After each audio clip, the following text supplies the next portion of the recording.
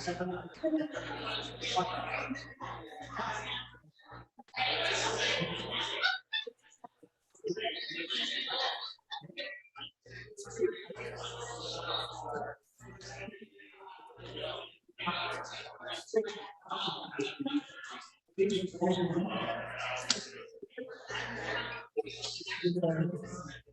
all right. I'm gonna run out to my car and grab like a Sweater? I always have a sweater with me.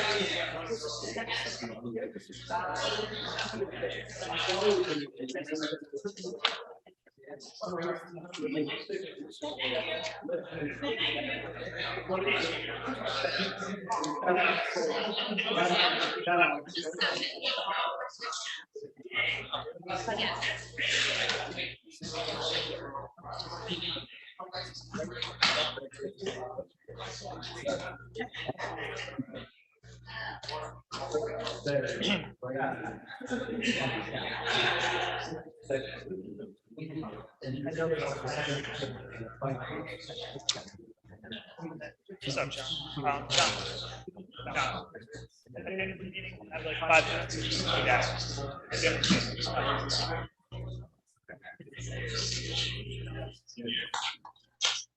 Yeah.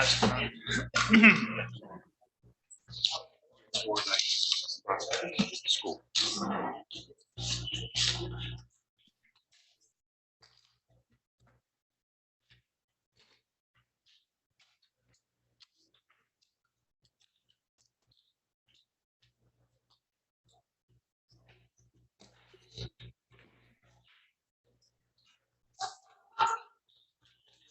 Pledge again too?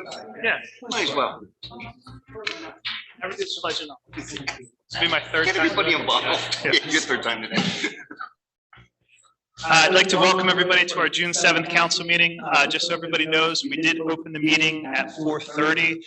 We had an executive session at 4:30 to discuss personnel issues. Thanks, Dan, I appreciate that.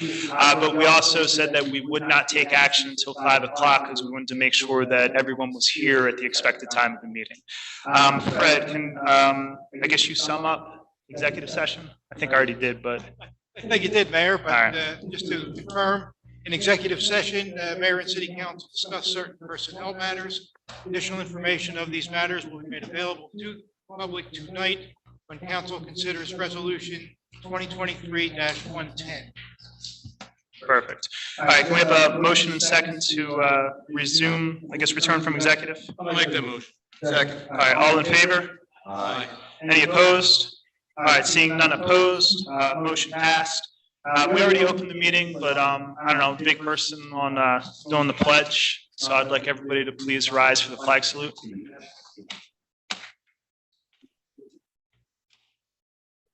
Pledge allegiance to the flag of the United States of America and to the republic for which it stands, one nation, under God, indivisible, with liberty and justice for all.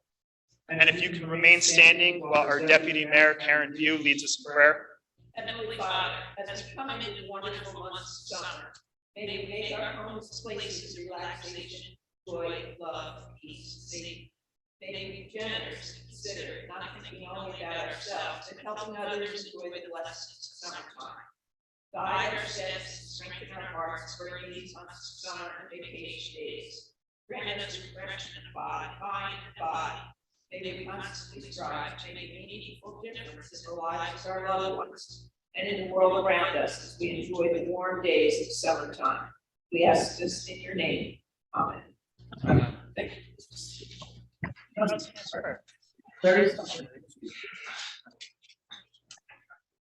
Nice job.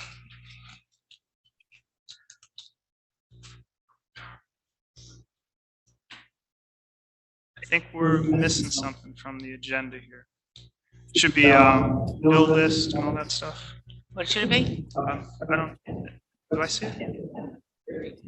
Oh, okay, it's just out of order. I got you. Okay. Lynn, I just have a question, or maybe it's Fred. Before we do resolution 2023-110, should we have public comment first in case people from the public wish to comment on that? I'm just asking procedurally. Quite frankly, Mayor, I don't know that that is necessary. Okay. I'm just asking procedurally, that's all. If you don't think it's necessary. It's not necessary. The public will be made aware. Okay. Considers it. It's based on the council discussion in the executive session. All right, perfect. That's why I just wanted to make sure. I've never seen it that way. That's why I asked, to try to be fair. That's why we have attorneys. They all keep it straight, even the ones sitting in the front row there. All right, so at this time, we have resolution 2023-110, and this is a resolution of the city of Brigantine appointing Tiger Platt as our city manager. Can we have a motion and second? Second. All right. Questions or comments? All right, I'll say something. Just to let people know, we had a pretty extensive process as we went out and searched for city managers. We had city managers apply, and I don't say city managers, people apply from the tri-state area. We formed a subcommittee of council, which comprised of myself, our deputy mayor Karen Mew, and our 4th Ward councilman Rick DeLucre. We went through the applicants who came in, gave interviews to people who we thought were either well qualified or a good fit for that position. From there, we selected our top 2 choices. We brought those 2 top choices back at the last council meeting, and we had an executive session where council had an opportunity to interview both candidates.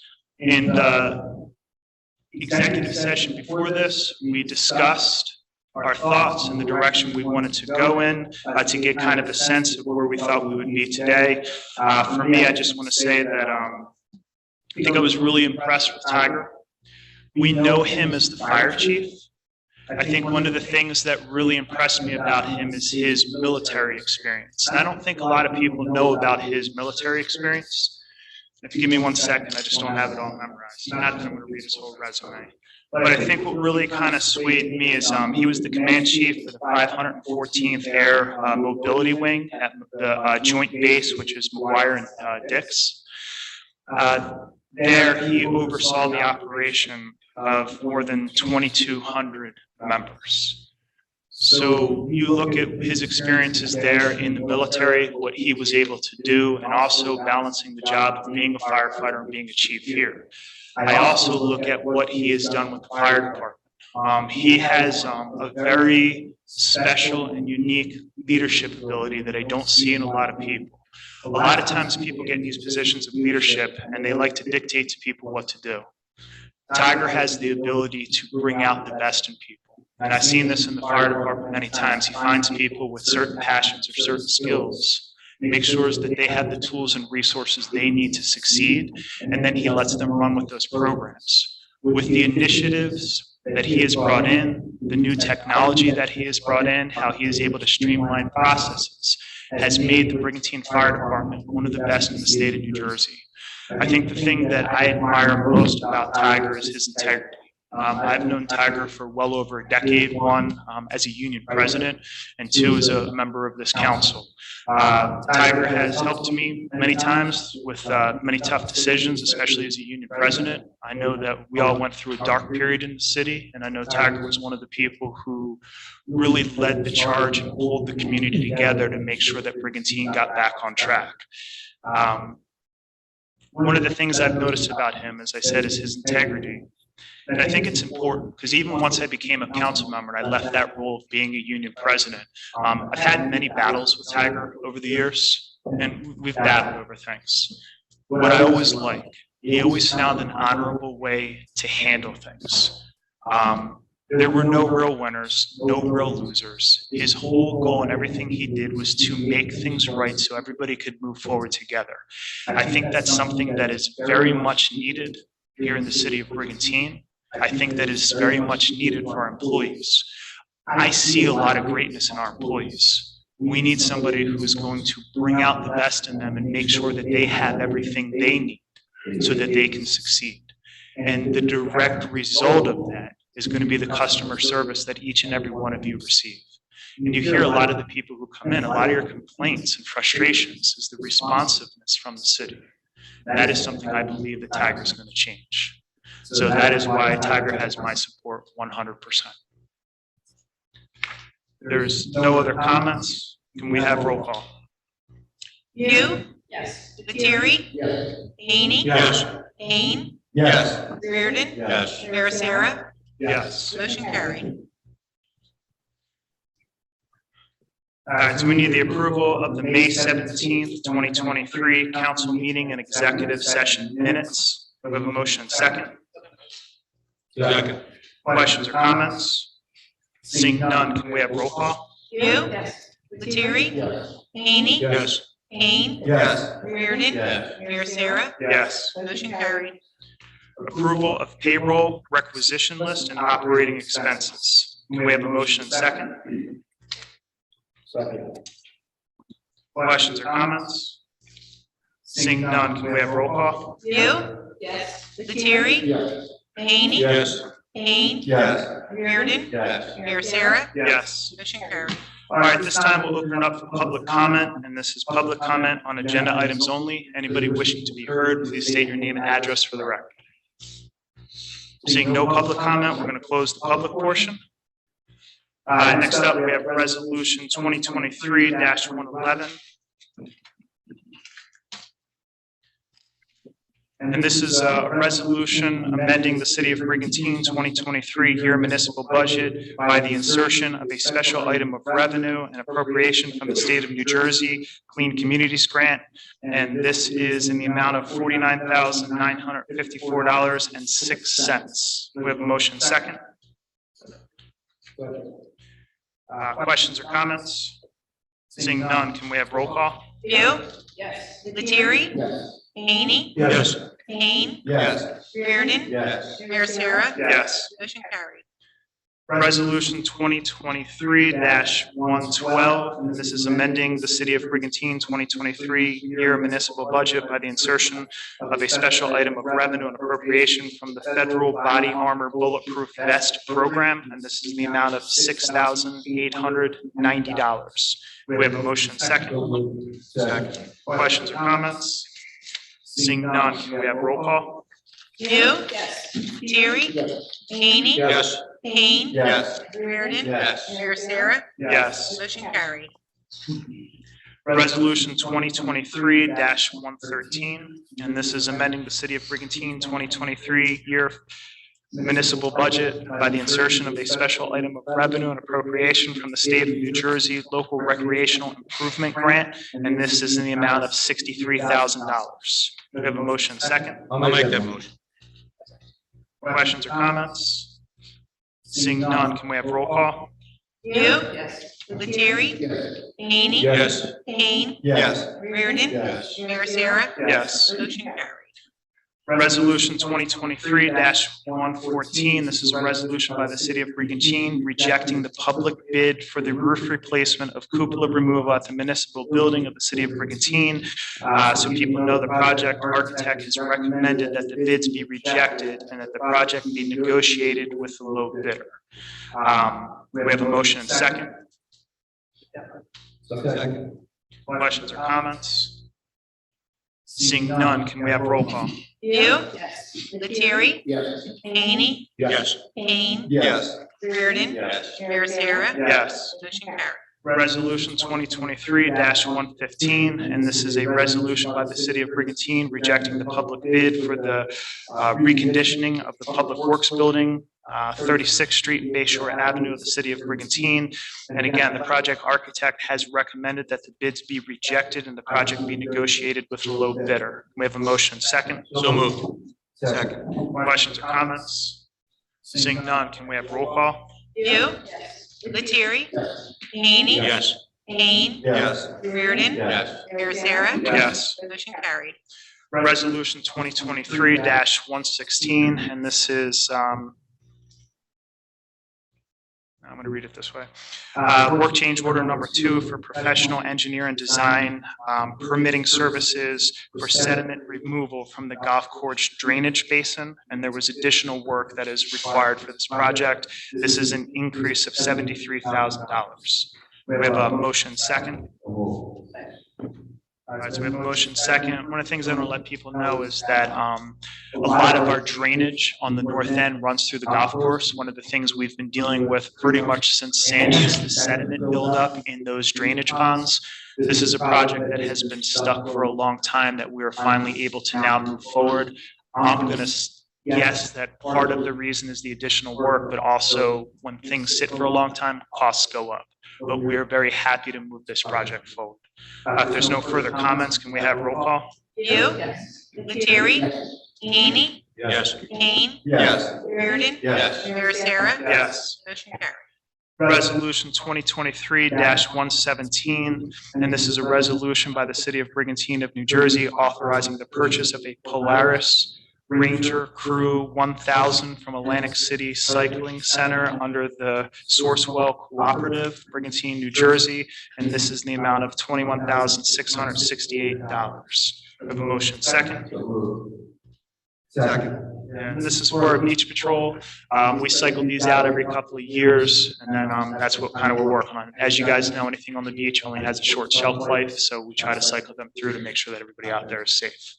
We had a motion second. If there's no further comments, can we have roll call? View, Lettieri, Haney, Yes. Kane, Yes. Reardon, Yes. Sarah. Yes. Motion carried.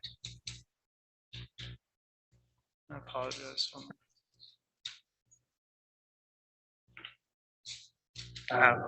Sorry, my things are out of order.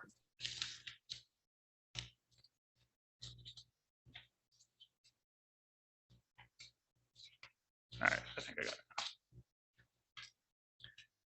So the next set of resolutions are a series of liquor licenses. I would like to combine all of the similar ones. There's one more we need to address later, all of the similar ones. So can we have a motion and a second to combine resolutions 118 through 127 dealing with the renewal of liquor licenses? Second. All right, all in favor? Aye. Any opposed? Seeing none opposed, the ayes have it, so we will combine all of those resolutions. All right, can we have a motion and second? Do we have to do another one? No, we combined them all. You combined them, we now want a motion to move them. There we go. So I'm learning this. All right, so motion and second to move them as a body. There's a motion. Second. There's a second. Perfect. Chief, any reason any of these should not move forward? No, Mayor. As he always does, Sergeant Glasser did a full investigation, supplying me the report. He doesn't see any issues and recommends that they all be removed. All right, perfect. Thank you. Any questions or comments from council? All right, seeing none, can we have roll call?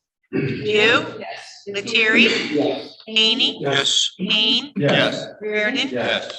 Sarah. Yes. Motion carried.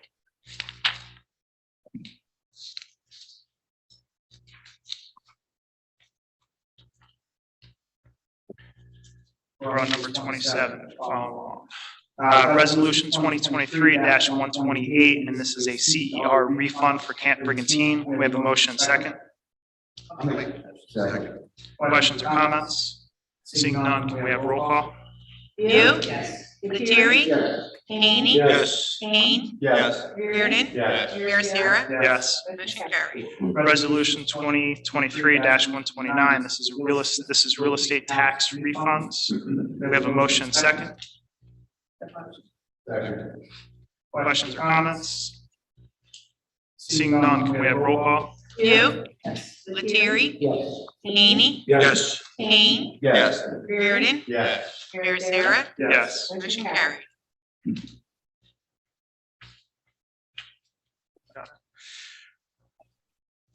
Resolution 2023-130. This is a resolution by the City of Brigantine, New Jersey, authorizing the award of contract to Phobonics, Inc.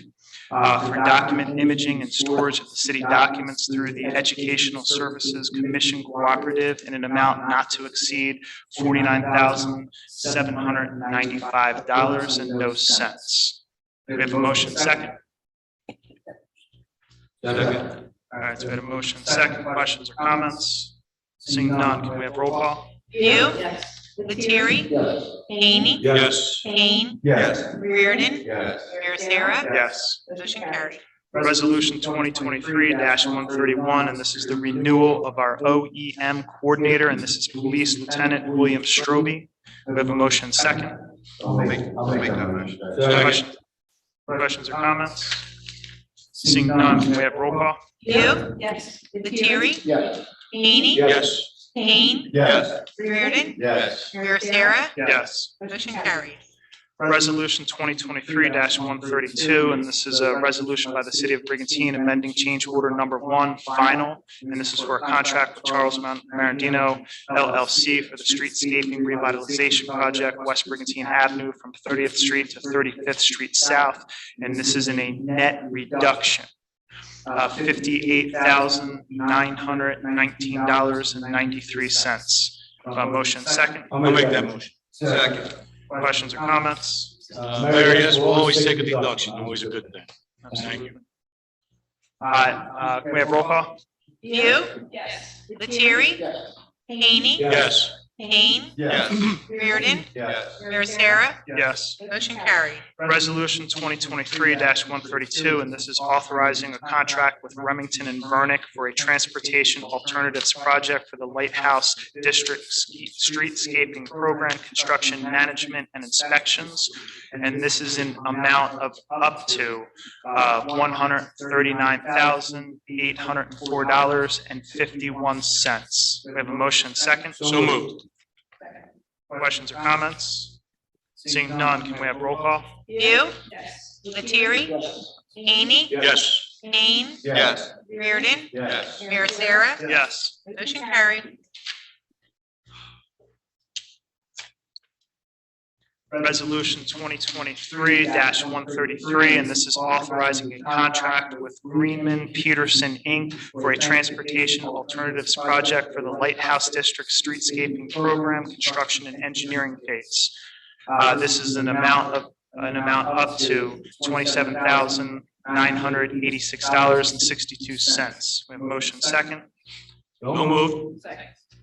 Questions or comments?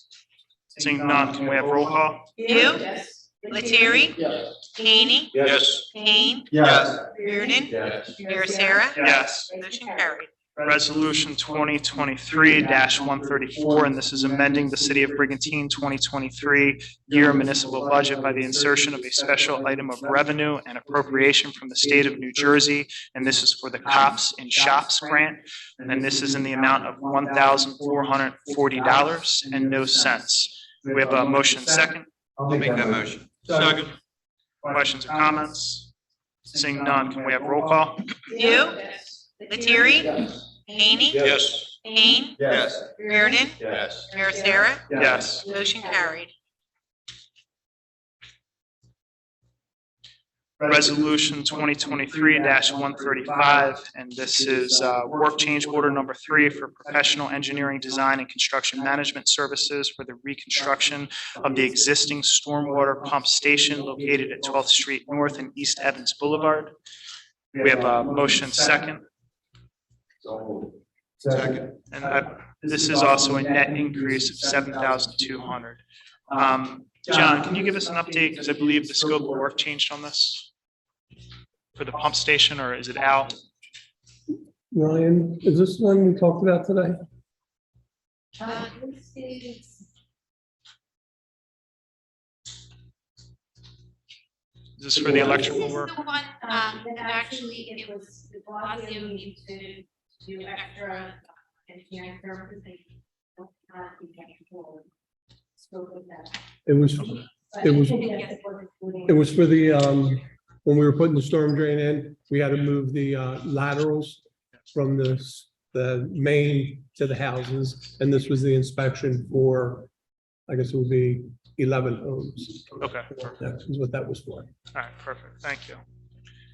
All right, so we had a motion second. If there's no other council questions, can we have roll call? You, Yes. Lettieri, Haney, Yes. Kane, Yes. Reardon, Yes. Mayor Sarah, Yes. motion carried. Resolution 2023-136, and this is the issuance of the Brigantine Paddle Club liquor license. We have a motion second. Second. Questions or comments? Seeing none, can we have roll call? You, Yes. Lettieri, Haney, Yes. Kane, Yes. Reardon, Yes. Mayor Sarah, Yes. motion carried. Next up, we have our consent agenda, and this is the Community Presbyterian Church raffle license number 1009, PBA Cornhole Tournament request, Bramble Drive Lock Beach Party request, Chamber of Commerce Movie on the Beach request, Chamber of Commerce Eagles Tailgate on the Beach request, Marine Mammal Training Center request to hold educational classes on the Cove Beach, Brigantine PBA Annual Bill O'Brien Memorial Bicycle Rodeo request. We have a motion second. I'll make that motion. Second. Questions or comments? Seeing none, can we have roll call? You, Yes. Lettieri, Haney, Yes. Kane, Yes. Reardon, Yes. Mayor Sarah, Yes. motion carried. All right, this time we'll open up for our council manager committee discussions. Go over to, anything over here? I just wanted to take minutes to say thank you very much for allowing me the opportunity to serve as the acting city manager. I hope I, provided you with some excellent services, and I'm still here for whatever you need. Thank you. That's all I Thank you have. very much.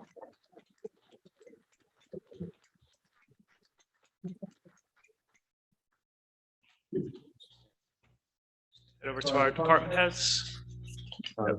Chief Fuller. Just one thing, Mayor, as you know, last Friday, we did a dedication for, the late Fire Chief Jim Hall. 10 years has passed, and I just want to thank all the attendees that were able to come out that day.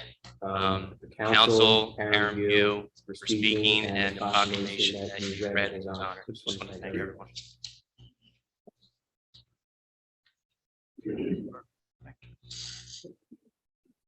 If there's nothing more, I'll turn it over to our. I just sorry, wanted to John, go say ahead. that it was, Ryan did a great job working with her the past month or so. And she did a great job. So thank you.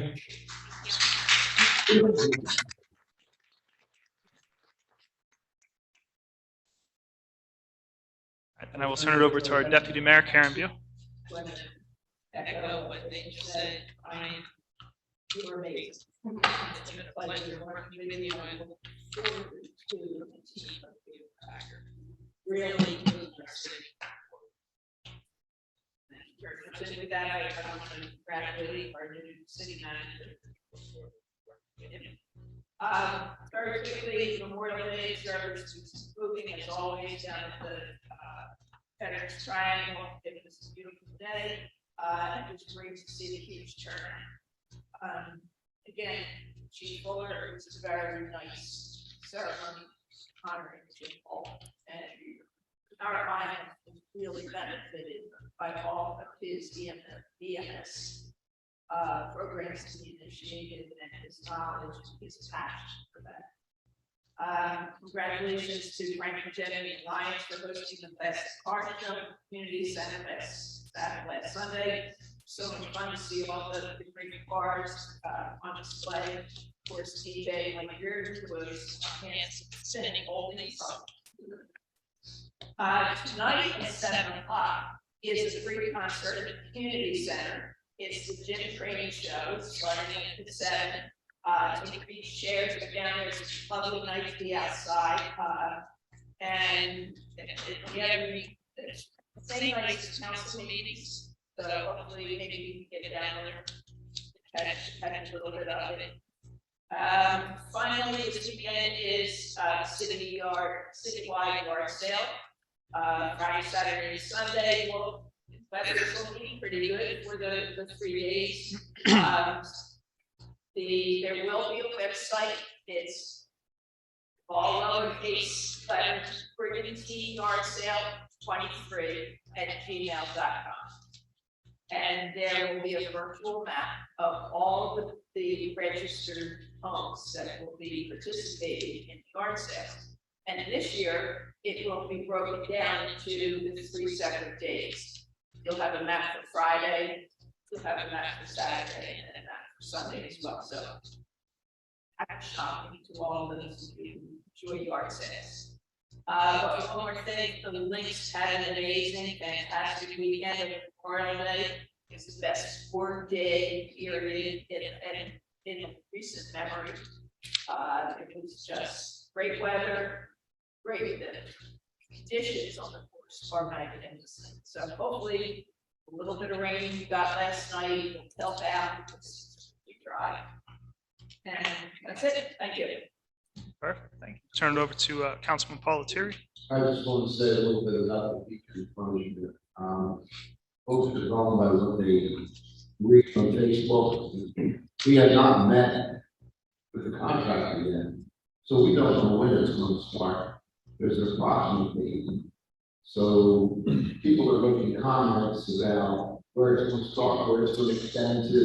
There was a false announcement in 2029 in Philadelphia that it was going to extend the whole beach down to 48th Street, which is the truth. It will be from 14th Street to 14th Street south, and it won't be all at the same time. That's the only thing we can say. But like I said, we haven't spoken to the contractor. The contractor doesn't even have the houses for the people yet, so we really don't know where that's going.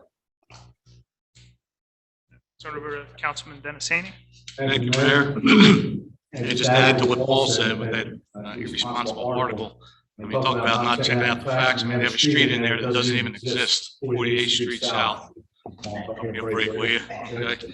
I also want to tip my cap to Ron. You did an outstanding job. It's not easy stepping in like that and grabbing the reins and working with our various department heads, and making sure everything runs smoothly.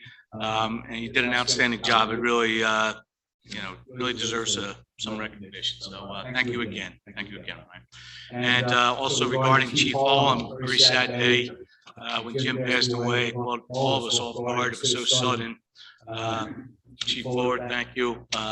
Karen, thank you for your remarks and being there. I was in Philadelphia, unfortunately. I could not make it down here. But Chief Hall's memory lives on. So thank you for that. On to wind turbines. The wind turbines, our ocean wind turbines. Pete Company, thank you for being here tonight. I'm sure we'll be hearing from you. 2 more whales just were spotted floating in the water off of the coast of New York and New Jersey.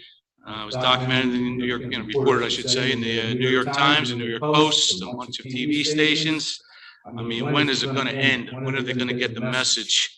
Our county executive, a lot of this I'm going to defer to Vince on, along with some other topics, but our county executive, Dennis Levinson, I'm just want to address a couple of things, just being on the committee for this.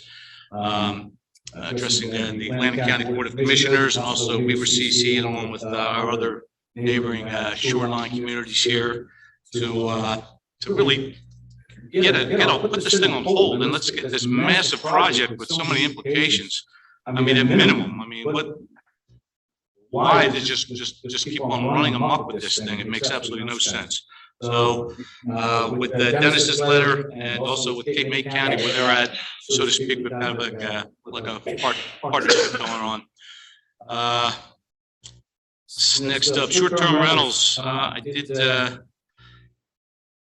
previously, I did speak about just like finding alleyways. I did speak to the mayor, just so we can kind of, within our own ordinance and our code, every 360, so to speak, to just further define it from what basic New Jersey statute Title 39. And I just ran some things by Vince there. That'll be forthcoming. For the time being, Chief, the guys I know are using like 4-138, which will suffice. With a little further definition up the road will be a good thing. Let's see what else I got here. And for the rest of my commentary regarding the short-term rentals in the situation, I will defer to Mayor Sir, keep everything cohesive. The Memorial Day ceremony, as Karen commented about, beautiful. That solemn day where we celebrate that amazing heroism of all our veterans who paid the ultimate sacrifice so to keep our freedoms. And along with that, yesterday was June 6th, D-Day. Over 2,500 of our soldiers lost their lives on that charge in that beach, just on that single day. Over 3,300 British also lost their lives, but on that day, on D-Day, our brave soldiers kept our freedoms going. We should never take it lightly. They freed France, they moved on to free the rest of Europe, and did away with Nazi Germany. So it's always will keep those in our hearts and our minds, just like we did this past Memorial Day. Thank you very much. That's all I got. Perfect. Send it down to Councilman at Large, Neil Kane. You could shorten the Mayor, I think there's a lot of people that want to speak out there, so I'm just going to touch on a couple of things. One, thank you for everything. Maybe see someone here. I want to say congratulations to Tiger. I know he's going to do a fantastic job. Tomorrow night at the school is arts night, if I'm correct. It is. 6:30. Swing by there and see what the kids did. It's usually a really cool night. And I'm hoping Vince can talk about this a little bit, but you know, we have been trying to get jetties down at the north end. Everybody's been screaming, why don't we get jetties? Why don't we get jetties?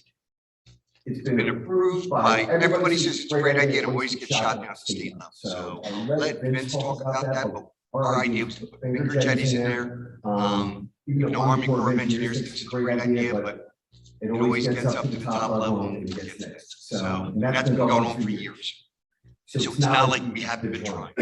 Like I said, I'll let Vince talk about that a little bit and get a chance. Other than that, that's all I got. Thanks for coming out, everybody.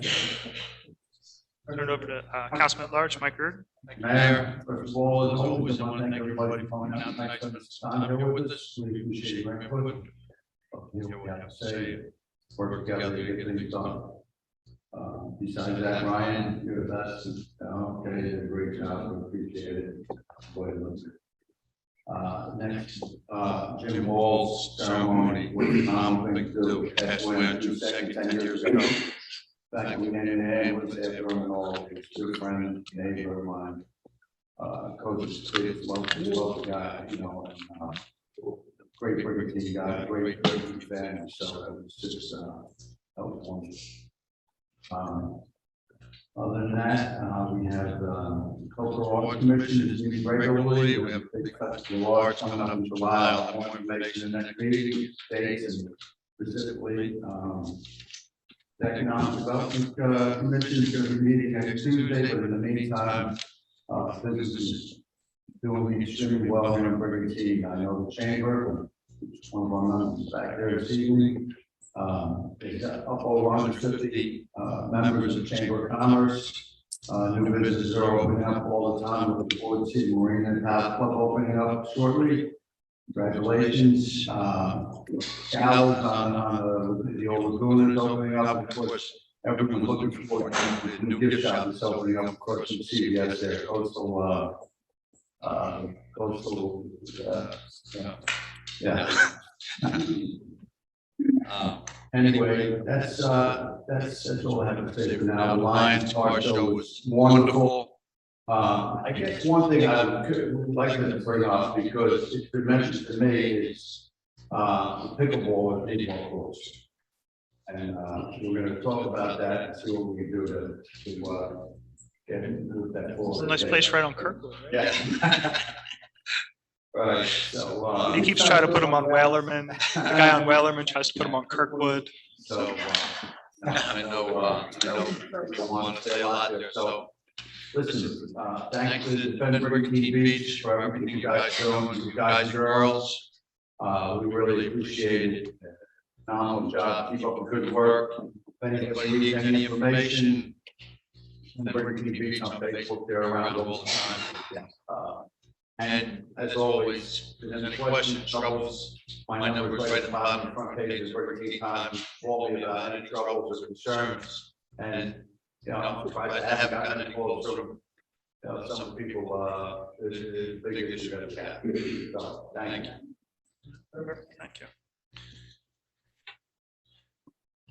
Let me start off with Ryan. Ryan, I can't even begin to thank you for your leadership and all of your hard work over the past couple months. I know when we first looked into this, we thought this would be a quick process, and I definitely think it went longer than expected. But when the city needed a hero, you were there to step up. I don't think the city missed a beat. I think everything kept on running.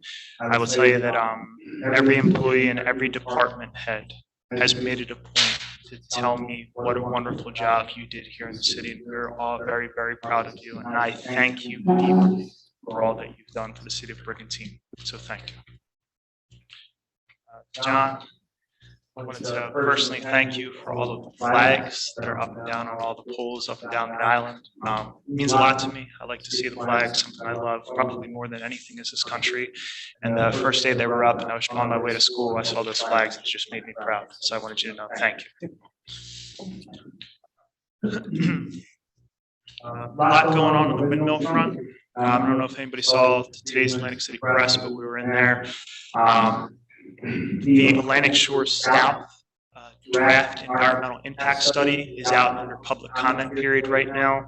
One of the things that we are requesting is an extension to the public comment period. Right now, there's only a 45-day public comment period. It's unrealistic. The documents themselves are well over 6,000 pages. There's no normal human being that's going to sit down and fully comprehend that.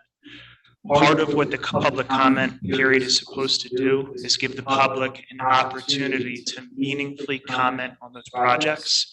And within the projects, they're supposed to offer alternatives. They're supposed to not only talk about direct impacts, but indirect impacts. And we don't see any of that stuff happening. Most of the major decisions with these projects have already been made. And it really gives the appearance that BOEM is just kind of going through the motions in order to get this passed. So on behalf of the citizens of Brigantine and on behalf of the City Council, I've directly requested of BOEM an extension minimum of 90 days. Congressman Van Drew will be sending a letter today to also request that extension. Our Board of Commissioners will be sending a letter. I know that our legislative team, our Senate and Assembly representatives are discussing it today. I anticipate that they will also send a letter of support.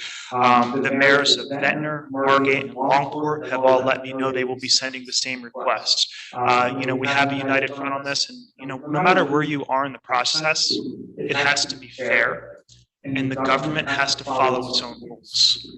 We don't think that they are. So we're making those requests. Our county executive is taking a more active role in this. He has sent a public letter out. He sent it to a number of elected officials, but he is directing the Board of Commissioners to pass a resolution calling on a full pause of all of these offshore wind projects until these offshore wind companies can start to address a lot of the economic and environmental concerns. And that's something that needs to be addressed. Once these projects go in, and it's not just about one project. It is about the magnitude of all of the projects that are going to be up and down the entire coast. Right now, you're looking at somewhere between 4,000 to 5,000 windmills, somewhere around the size of the Eiffel Tower.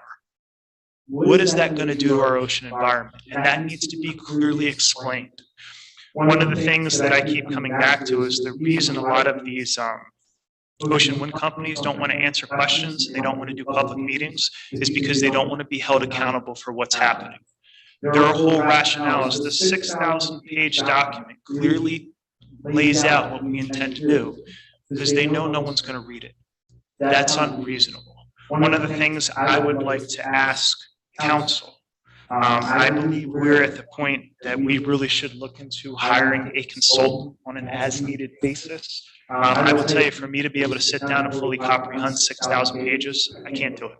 I don't have the technical expertise to do that. I hadn't, somebody saying I don't have the time. I think we're at a point where we do need to bring in a professional because this is about the future of our community. I've done as much as I can.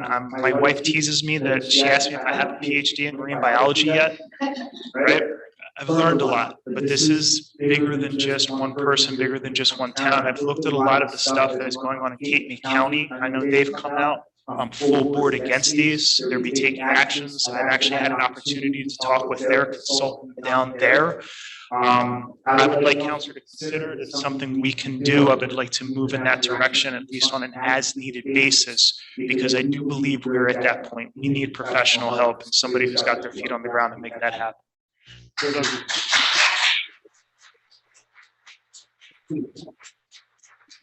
So as long as nobody's opposed to it, I would like to direct still our acting manager, still in charge. You tell that new guy what's up. Right. So I'd like to kind of look into that, explore that, and then bring that back to council for review. The other thing I really want to do is thank the members of Defend Brigantine Beach. I really appreciate all the work that you guys do. The research that you have done has been really invaluable, and the work that you've done helping Brigantine to organize people. You can see the results of that are happening. Governments now are taking action because of the work that you've done. I also want to give a special thank you to Mrs. Phillips. Appreciate all the work that you've done. I know you've represented Brigantine well. I know you've made some phone calls and written some letters to some key people, and I think you got people's attention. So, Mrs. Phillips, thank you very much for your service to Brigantine. I appreciate it.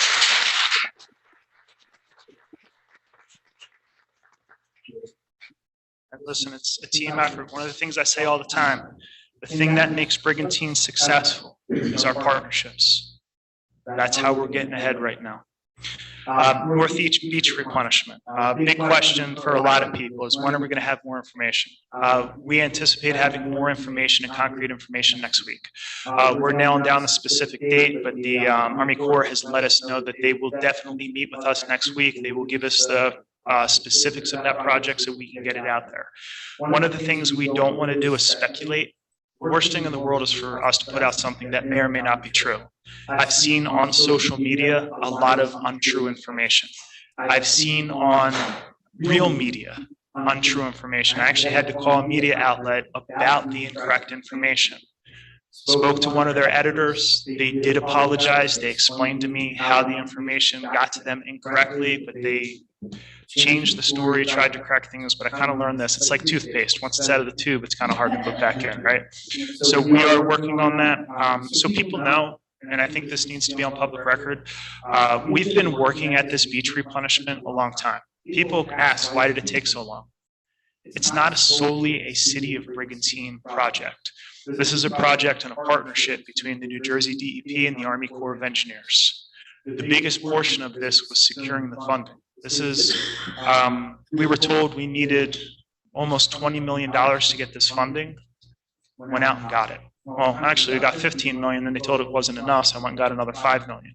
That was through the help of Congressman Jeff Van Drew. Once we had the funding in place, we started to work to put this project together.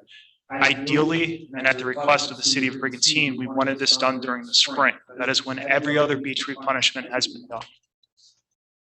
For whatever reason, that option was not available to us. What we were told, and I will tell you that I was okay with, it said, we will issue the contract May 1st.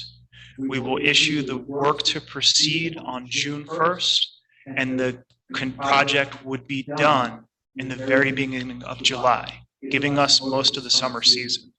For whatever reason, somebody sat on that contract until, I don't know, May 25th. Don't know why. But I want people to understand that this is more than just putting a beach out there. This is about the safety and protection of people's homes. I don't know if you guys realize, but there's an emergency bulkhead that runs under a lot of the dunes. In a lot of the areas, the water is all the way up to that emergency bulkhead. There's nothing out there.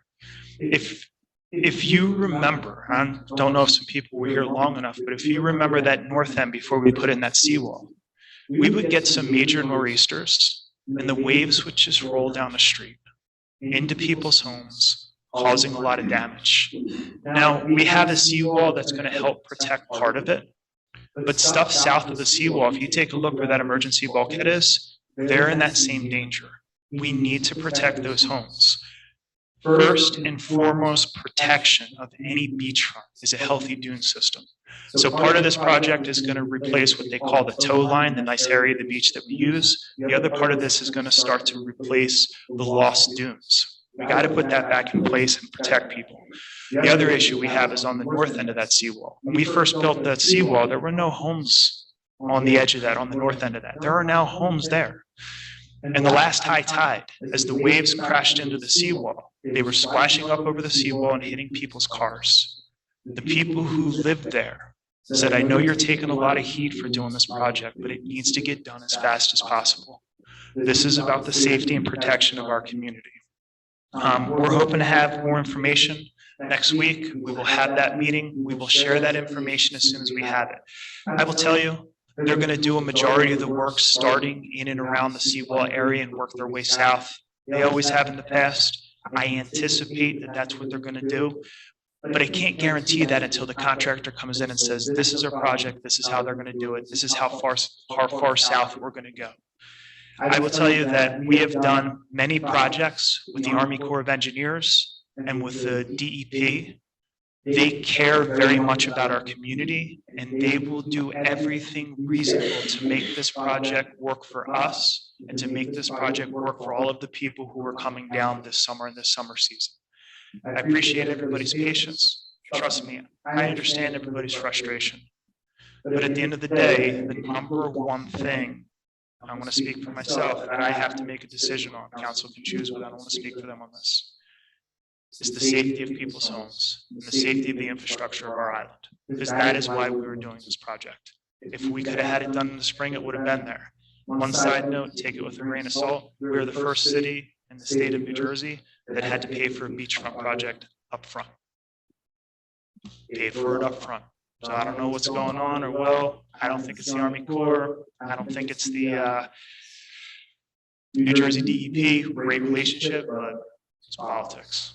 Something's going on somewhere. But I will tell you, every hiccup, every challenge, everything that has come our way, we have met. Congressman Van Drew and his staff, I talked with him, whatever you guys need, he's like, I'm behind you, I'll make it work. And he has been a true champion making sure that this project goes forward.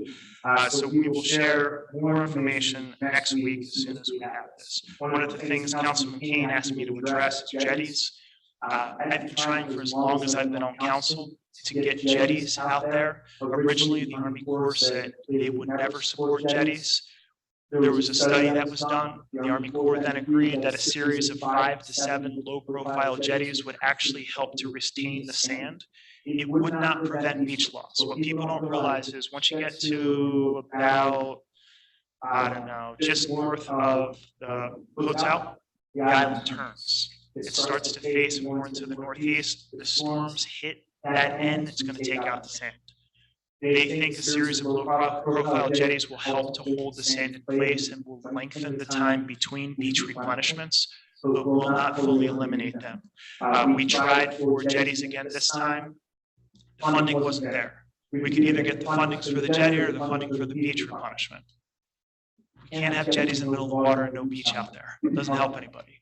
So we're doing the beach replenishment. And I will tell you, the next thing we're going to work on, and we're already working with the county and the state and the Army Corps, extending the seawall. We have to make sure that those homes on that north end are protected. You know, that is our next thing. Once that seawall is done and we get the funding for that, we're going to go back after the funding for the jetties. Understand that when it comes to federal dollars, we're competing with every single coastal community around the country. The whole border of the country we're competing with. The fact that we got $20 million for our beach bill says a lot about our town. We're going to keep working at those projects. I just want people to know we are working. There is a plan to this, and that's what we're going to do to keep moving these things forward. Short-term rentals. Is Mr. Koya here? Mr. Koya is not here. Ryan, I guess you'll have to reach out and share with him. But I will let everybody hear because I'm sure people will talk to him faster than we do. The last council meeting, Mr. Koya came in and talked about 2 properties that were advertising as a single property with an occupancy of 36. Our ordinance clearly states that you are only allowed to have 18. Even though they are saying they're 2 separate properties, my philosophy, if you're going to advertise them as one, then the city will treat them as one. notices of violation have been issued to the owner, and the city will be addressing with that, telling them what they need to do to come in compliance. They cannot advertise them as one single property with an occupancy of 36. It must be advertised as two separate properties of an occupancy of 18 and 18. So Mr. Corey asked us to address that. We have addressed it. Summonses have been issued, and we will stay on top of that issue. For our signups for our meeting, we did close that on June 1st. One of the things that I would like is for our new city manager to be a part of that. So depending on how fast that manager can start, we will start to schedule those meetings. But I think it's important for our city manager to be a part of it. When it comes to the day-to-day operations of the city, it is the city's manager who is responsible to make sure that day-to-day operations are carried out. So as soon as that is started, we will get that out and rolling. One of the big things I want to tell you when it comes to issues with short-term property rentals, one of the major issues that we have here in the city is we just do not have the staff to appropriately address all of the concerns. And that is something we need to change. Councilman Lettieri is working to put together a financial plan for the city in order to make sure that we can have the appropriate staff to start to address those issues. I've talked extensively with a number of elected officials. I know Ventnor just passed a couple of ordinances down there and made a couple of changes. But I will tell you, no matter what laws or what ordinances we have on the book, if you can't enforce it, it don't mean anything. Right now, we only have 2 employees who are responsible or have the authority to deal with those issues. And I'm not talking about emergent issues that go to the police. The police are phenomenal at responding. But some of these code enforcement issues, some of the occupancy issues, we need to make sure that we have staff that is dedicated to this. The other thing, and this is what I've noticed, I've been monitoring complaints that come in, how they move through the system. And what ends up happening is they come in, our 2 employees who are supposed to deal with these are so overwhelmed with the work that they have in the city because it is not their only responsibility that they always intend to get to. And it's not until a lot of time goes by that they actually do get to it. And that is why everybody's sitting here today. I think it is the unresponsiveness that people are frustrated about. So what we're going to do is put this financial plan in place. We're going to put the appropriate employees in place who are going to be specifically dedicated to this. Part of their day is going to be out in the community addressing issues. Part of their day is going to be in the office, by the phones, answering emails, being responsive to the people in the public, because that is how you begin to address things. One of the things I talk about a lot is customer service.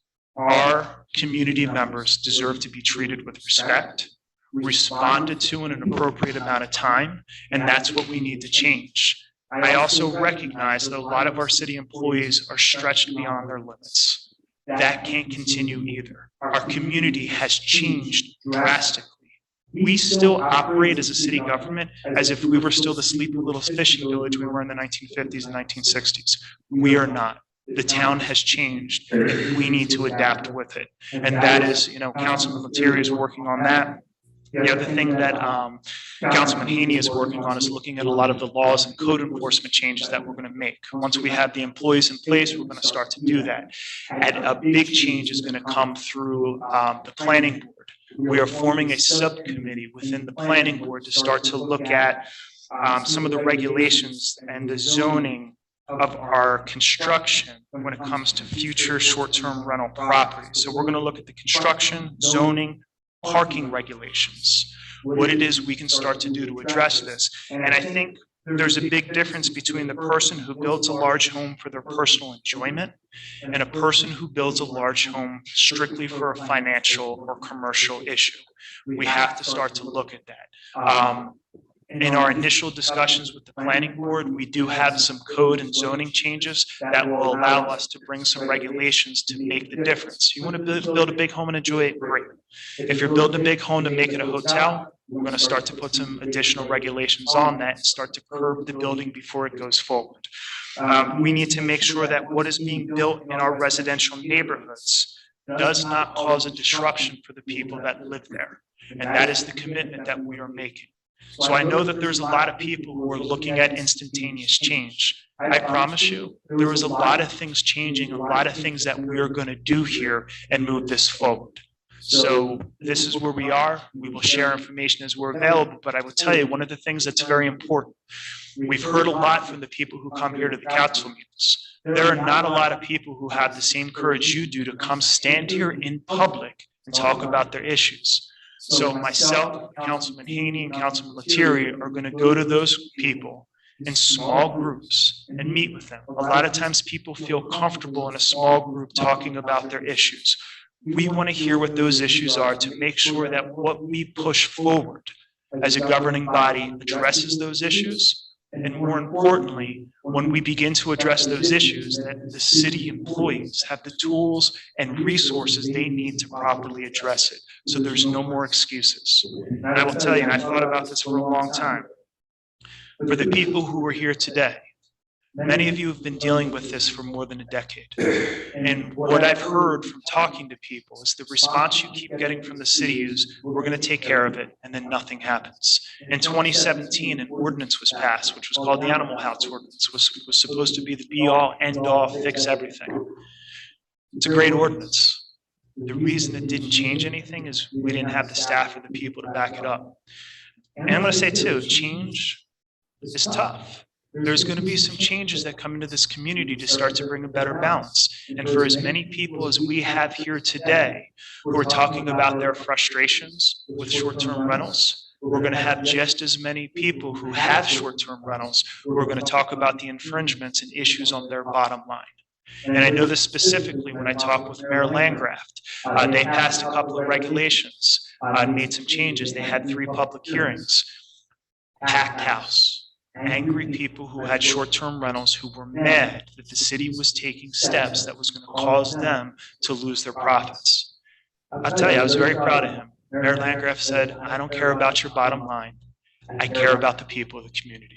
And I think that takes courage when you got an angry mob standing in front of you.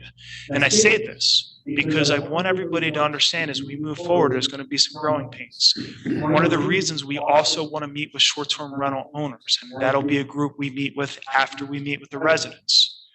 We want to hear their issues, their concerns. I believe in being fair with people. I want to share with them your stories. If people have a property here or a business here, and they don't know the community, they don't know the harm or damage, they just care about the paychecks that are coming in.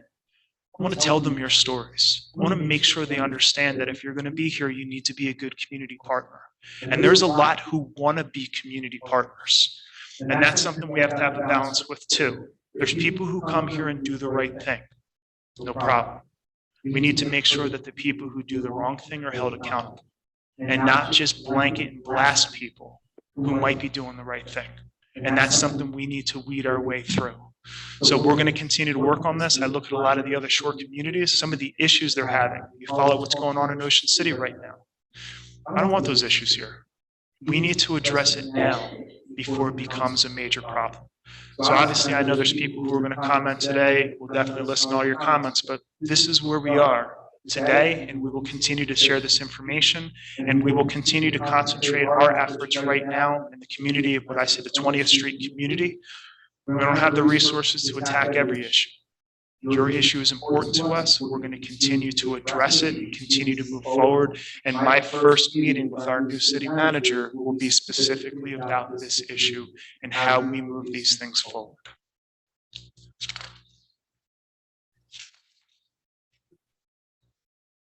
I think that's all of my updates. I appreciate you guys taking the time to hear me out. I know sometimes it's lengthy. All right, at this time, I will open the meeting up for public comments. Anybody wishing to be heard, please state your name and address for the record.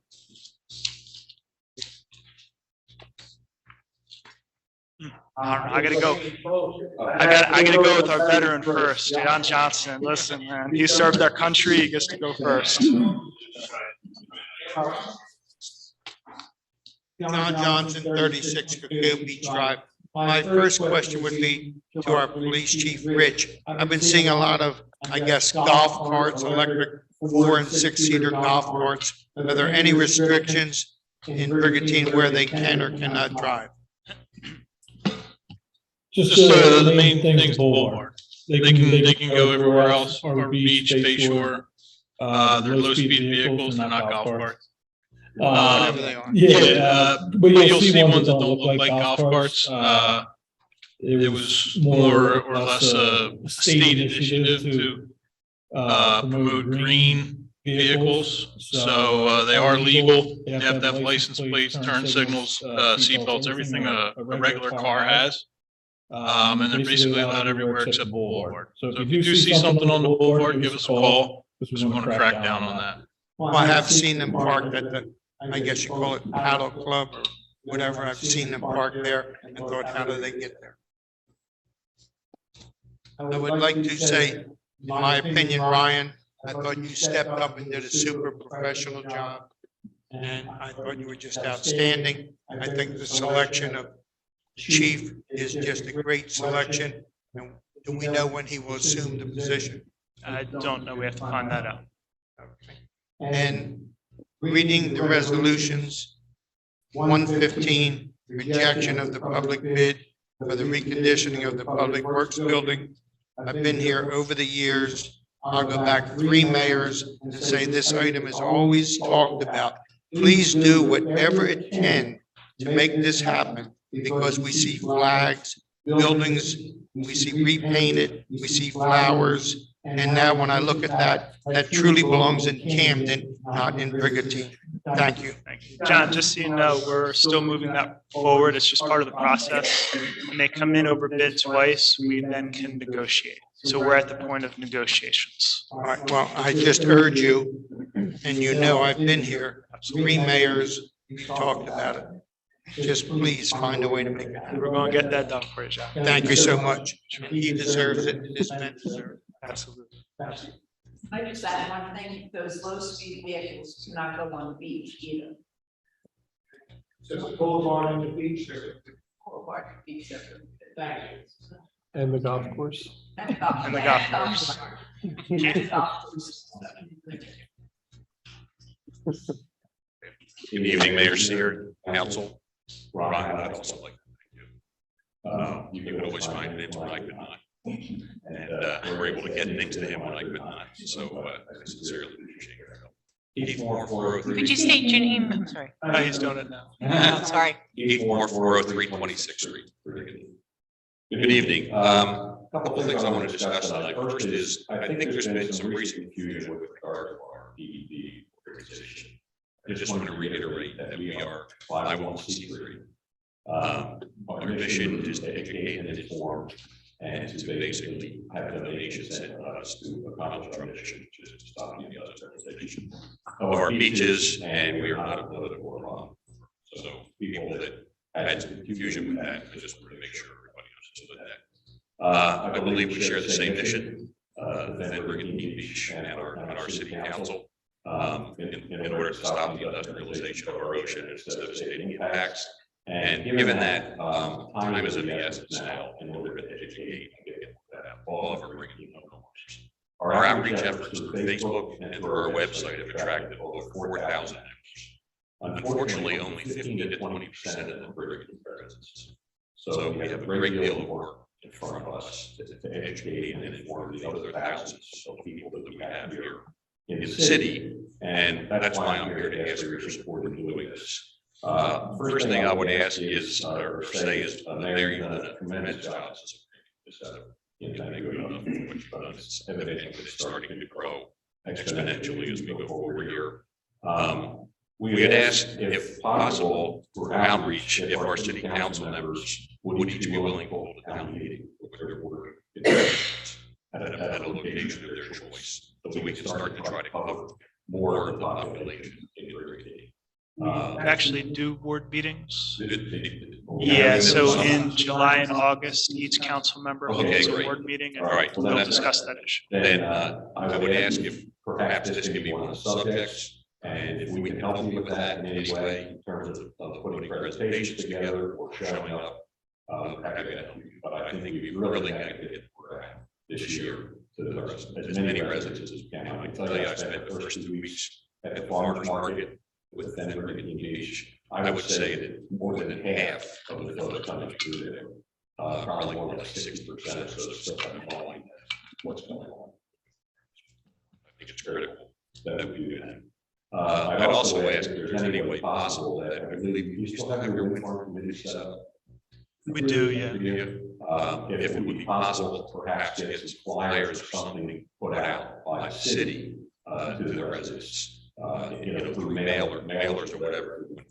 And again, we can support that action. So that we just don't have a large enough team to get the outreach for everybody. We like to rely on city resources. So if you can help us with that, I really appreciate it. I think it's critical for the whole. Can you talk into the microphone? I think it's critical for the whole Brigantine population that by the end of the summer that they understand what's happening. Lastly, our billboards are up and running. We have 3 billboards that are running full time through Labor Day. One is on the Atlantic City Expressway, one is on Route 30 coming into Atlantic City proper, and one is at the intersection of Route 9 and 40, and getting a lot of visibility with regard to getting our message out. So I wanted to mention that to you. At the last meeting, I mentioned that we are in the process of looking at litigation. To start to begin litigation. I can tell you that we are now, our collective of Defend Brigantine Beach, Save LBI, Protect our Coast, resources, and are in the process of creating counsel to start the first litigation. I'm happy to give you any details that you like. I just hear, but please call me or let me know if we can be of assistance. But I certainly want to keep it updated. Thank you very much. Thank you, Keith. Thank you. Brooks. Thank you. It's Brooks Garrison, 204 15th Street North. Again, I thank council and especially Mayor Sayre for your efforts. You do an extraordinary job for everything. I was at the Memorial Day service. It was outstanding.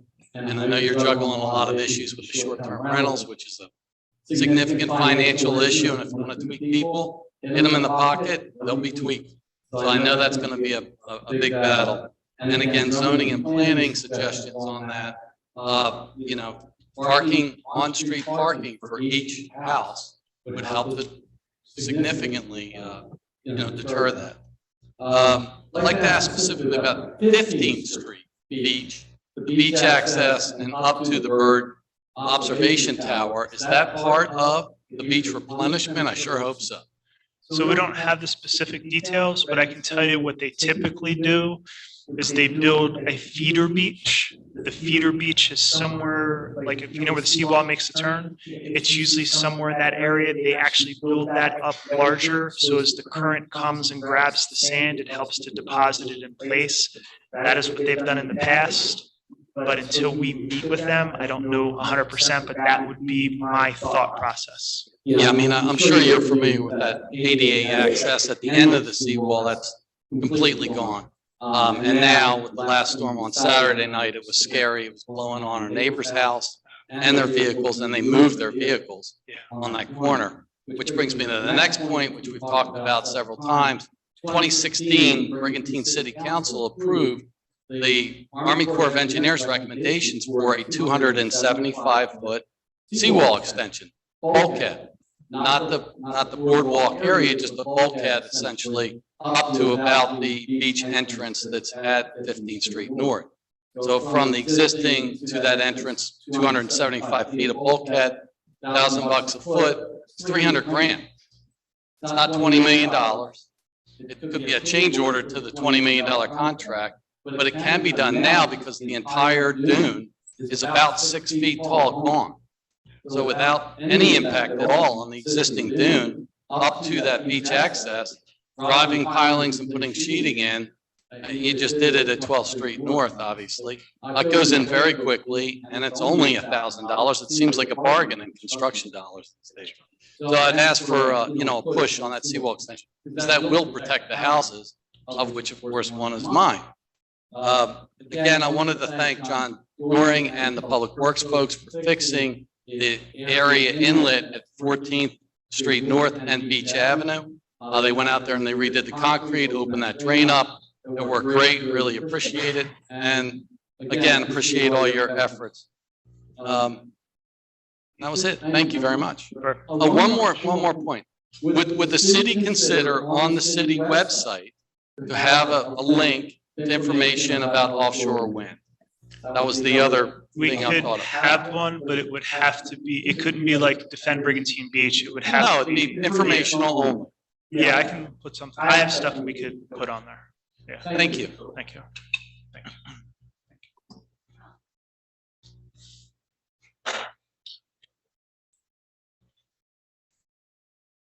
Here I am again, Andrea Sullivan, 2000 Ocean Avenue. Good evening, Mayor.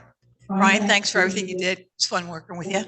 My question is when? My neighbors I'm like the informal or block captain, so to speak, the talking head for just communicating all the concerns of the 20th Street residents. And I guess, Mayor, so this question's for you. Everybody's been, I blow up your email, they blow up my emails. They want to know when we're going to meet with you, because at the May 3rd meeting, I think it was, you asked for me to be instrumental in gathering their information and contacts. So if we could get together, so many of us even volunteered our homes. And we thought like we might have met with you, and I said, you maybe mentioned our councilman Letarian and Haney. We're waiting, we're desperately trying to just, no, we're not going to be ambushed. We just want to share concerns because we know Brian met with, I believe, the owners of the other two party houses in the 300 block and the 400 block. And I think the neighbors are starting to feel a little bit like, well, we met with the offenders. How about meet with the defenders of Brigantine? And that's basically us. So other than that, the STRs, and I think I'm just missing one, there it goes. The STRs, as you know, in Ventnor, and I sent you all the email I got copied in on, is there's not anything 18 beds plus advertising, anything that's a venue, a wedding, a reception, a corporate retreat. All of the above is a commercial function in a residential home. That's the plain and simple of it. And with that, they are definitely violating, they're not in the commercial zone. I mean, I can't even think of waking up the next morning and thinking I gotta make 18, 9 beds, 10 beds, you know, and then out goes one crew, in come the Merry Maids of Brigantine, changes over, and in comes another crew. The per diem stuff has got to stop. Our hair's on fire in the 20th Street block. 300 and 400, it's just off the rails. And I can't even imagine what's going to happen once we get into the official summer Zoom. It's going to be crazy. That's basically what I have to say. And Rosemary wants to follow me. So we're playing tag team here. I got to do a little thing for her once she gets the mic. Hi, I'm short. Rosemary Ricardo, 164 A Street South. I'm just going to open up really quick. I've now become a site manager for the Airbnb at the end of my block in Joe Cole. In Joe Colony's house, over Memorial Weekend. I happened to be in Florida. They were still parking on the street and playing football on the front lawn. And there was a whole group of like 18, 20-year-olds. So from Florida, I was able to track down who owns it. And I called him and told him I wasn't happy. He was very nice. He told me that he would take care of everything. The police did come out. They gave the occupants a notice, a violation. And keep in mind, A Street, when I go to church, St. Thomas, I walk to church, just like everybody else on my street walks to church. And I don't really like walking in the street when I'm going to church, because I'll probably say a prayer and that car would be towed away.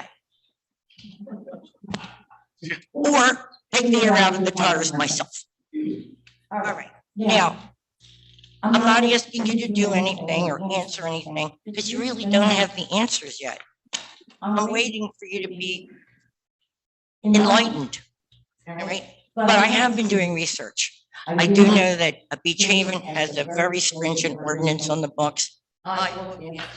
Lavalette, Asbury Park, Point Pleasant, and some of them even have restrictions that not one owner cannot own more than 5 of these types of buildings.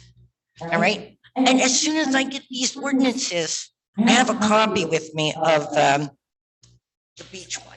Which one is that? Beach Haven, and I'll give it to you so that you can make a copy. Because you don't have to reinvent the wheel. It's out there, guys. All right, now I'm going to go to something that's close to my heart. I'm here tonight and I'm missing my grandson's 8th grade graduation because it's important for me to be here. He understands. And he did say, tomorrow night we'll celebrate Mimi, but tonight you go fight for Brigantine. I said, no problem, Cole. All right. So Mimi is here to fight for the 5th generation. And the pictures that I sent around to you, that's the house that I live in. It was built in 1947. The fellas sitting on the step with his family, that's my father-in-law, Nicholas Ricardo. Came home from World War II, 3 Purple Hearts and the Bronze Star, prisoner of war for a year and a half in Germany, and he was captured in France. The first thing that man did, bought a lot here in Brigantine. Okay, because he was here with his father, my father-in-law built. Me, I come from the other end, the south end. I'm the 3rd generation. So my grandson, the one that told me to go fight, 5 generations. So you got to hear me. All right. Now, this poem that I'm going to read to you, here's the original. I cut this out in 1967 from the Brigantine Times or the Brigantine Beach Cooper. I don't know which one. And my husband is in that picture. He was the little boy standing by the fence. He was 4 years old. And then behind his father, my husband went to Vietnam. He fought. He was a door gunner on helicopters. He came home, he was decorated. He received the Air Medal for his valor. And 2 of his assistant gunners were killed at his side. And then my husband died at 58 years old because of Agent Orange and exposure for his service. He served in Cambodia, Laos, and Vietnam. So this is not playing around, boys and girls. All right? Here you go. Brigantine by Lillian Ward, 1967. Okay?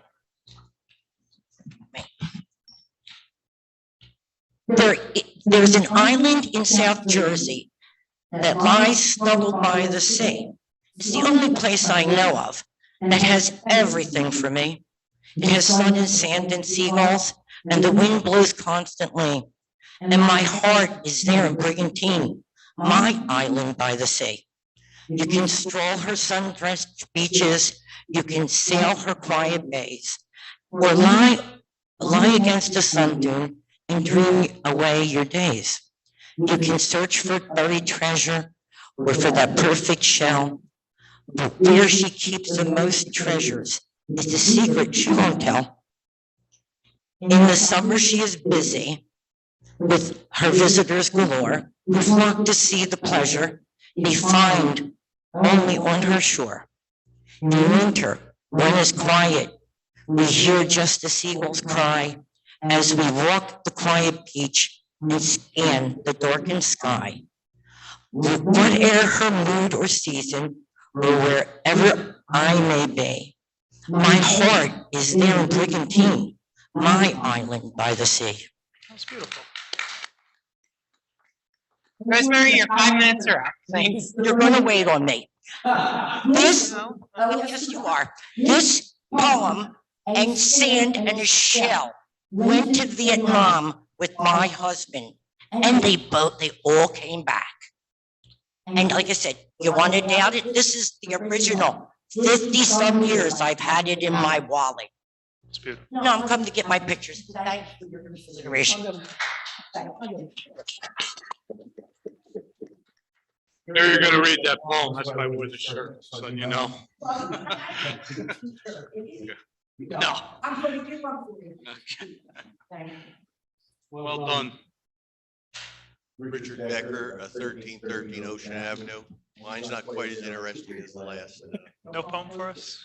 I've been here since 1985. I've owned here, and the Brigantine Laguna bar and grill is across the street from me.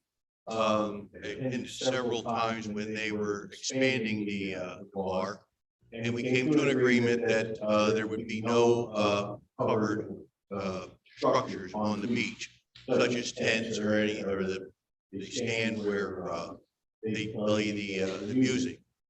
It's come to my attention that there appears to be a structure going up, a tent. This looks like Barnum and Bailey Circus tent. It's that large.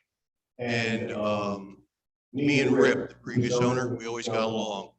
He needed stuff for the people to eat under when it was very hot. He would put low tents down that didn't go above the roof of the structure. This one is way above and it blocks the view of my ocean. As you know, that's a very valuable thing to beach owners, that they can see the beach. My question would be, and it's clearly in the last, we met twice. I met here back in 13 and I believe the other one was 04, that they weren't to do that. I did get a hold of Mr. Coyne, and I have not heard back from him. I was wondering what we can do about this, that they're expanding, and as you said, they're getting ready to open. I really don't want that tent blocked by view. And I think that I'm a reasonable guy, put them behind the building, keep them below the roof. Even though they're not supposed to be there, you're not going to hear from me. When they extend past the building onto our beach, I think they've taken advantage. Sure. And then, do you have his contact information? What I'd like to do is put you in contact with Ryan Hurst and have her address the issue, because if that is the agreement that you have, obviously we would honor that agreement. Anything you have with the council, it was with the councils. Okay. Your Brigantine. Was it just formal action or was it something we voted on? So, because 13 is before me. It was the application of Brigantine for the council, and I came to both of them. Okay. One was 2002, I'm sorry. Is that a copy of something from the meeting or just your personal? From you. Oh, from me? Well, no, I'm sorry, from the clerk. If you can just make sure our city manager has that, we'll make copies and then we'll address the issue. Okay. No, thank you. I have pictures of what they're doing, and I have pictures of the way it was back when Rip owned it. Sure. And I don't know if they're aware of that. I did approach them. I went to over there.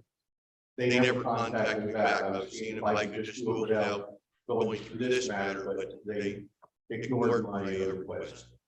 Definitely the city manager will help you with that. Okay. And we'll work through the, and I do have a good relationship, at least with one of the business partners there, so we can address that. I appreciate that. No problem. Thank you. No, thank you for bringing it to council. And then if you want to share it with her now, or just make sure she gets copies of that, just so we have something to build on. Thank you so much. Like I said, I don't care if you have the tents behind the building, lower than the roof, I'm fine, but not past the bar area, extending into the rest of the beach. Perfect. Thank you very much. Appreciate it. All right, if there's no other public comment, you guys, we got. Oh, is Eric?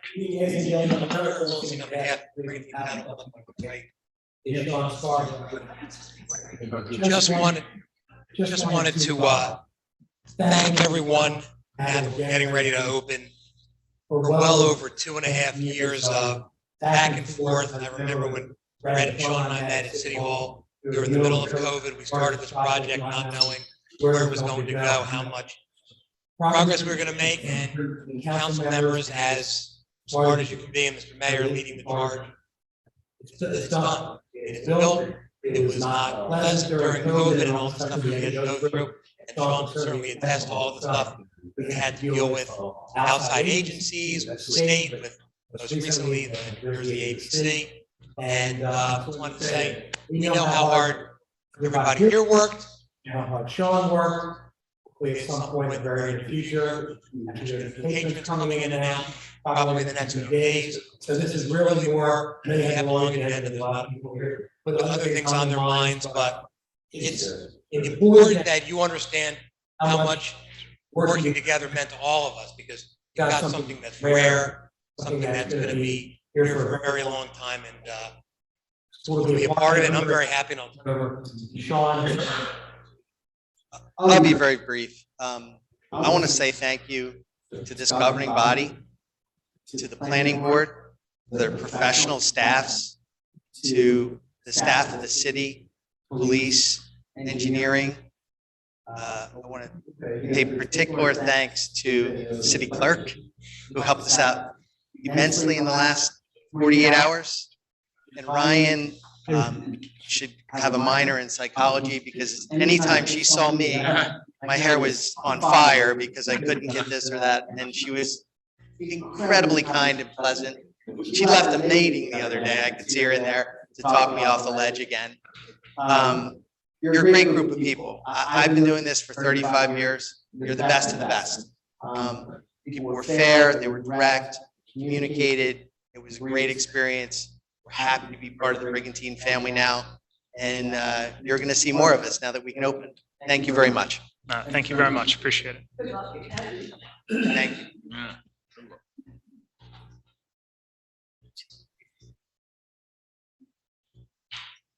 Louise Grover, 301 20th Street. Been asked by Jim Koya, you did read part of his letter, to address you about the part that was not brought up. And that is about the 304 and 306 properties on 20th Street that are still advertising Sleeps 23, Sleeps 24, 8 bedrooms, 15 beds, 9 bedrooms, 15 beds. So if you're going to stop or put a summons with the man at 400, 406, isn't he doing the same thing? He's advertising for a hotel. Can you ask Mr. Koya to just email that to us? I think he sent it's on the letter. It is his letter that he sent you the other day. I don't remember seeing it, because I saw the one about the two, is this the one we issued the summonses for? It's the same letter. I- He also mentioned in the letter 304 and 306 20th Street that are still being advertised through October, sleeping 23 and 24. And they are booked through October. So you didn't mention that. Yeah, so the issue that he came to council about, we did address. If we have it, I'll look. I don't recall seeing that, but just ask him to send it again to me. I'll Make sure I have it. send it again. We'll address And one other note I want to point out. You did mention you don't want Brigantine to turn into what was happening in Ocean City over Memorial Day weekend. But did you notice how quickly they put a cap on that? By Tuesday, they changed the laws. By Thursday, after Memorial Day weekend, they had an emergency city council meeting and they passed the laws. Again, this is my question. Why does it take so long? We've been coming here. I'm one of the ones that have been coming since 2014. And I refuse to get discouraged this time, because that's our livelihood, that's our home. And these people have invaded every week, every couple of days. They're up on top of the roof, they're drinking up there, there's loud noise. Please, help us, we're the taxpayers.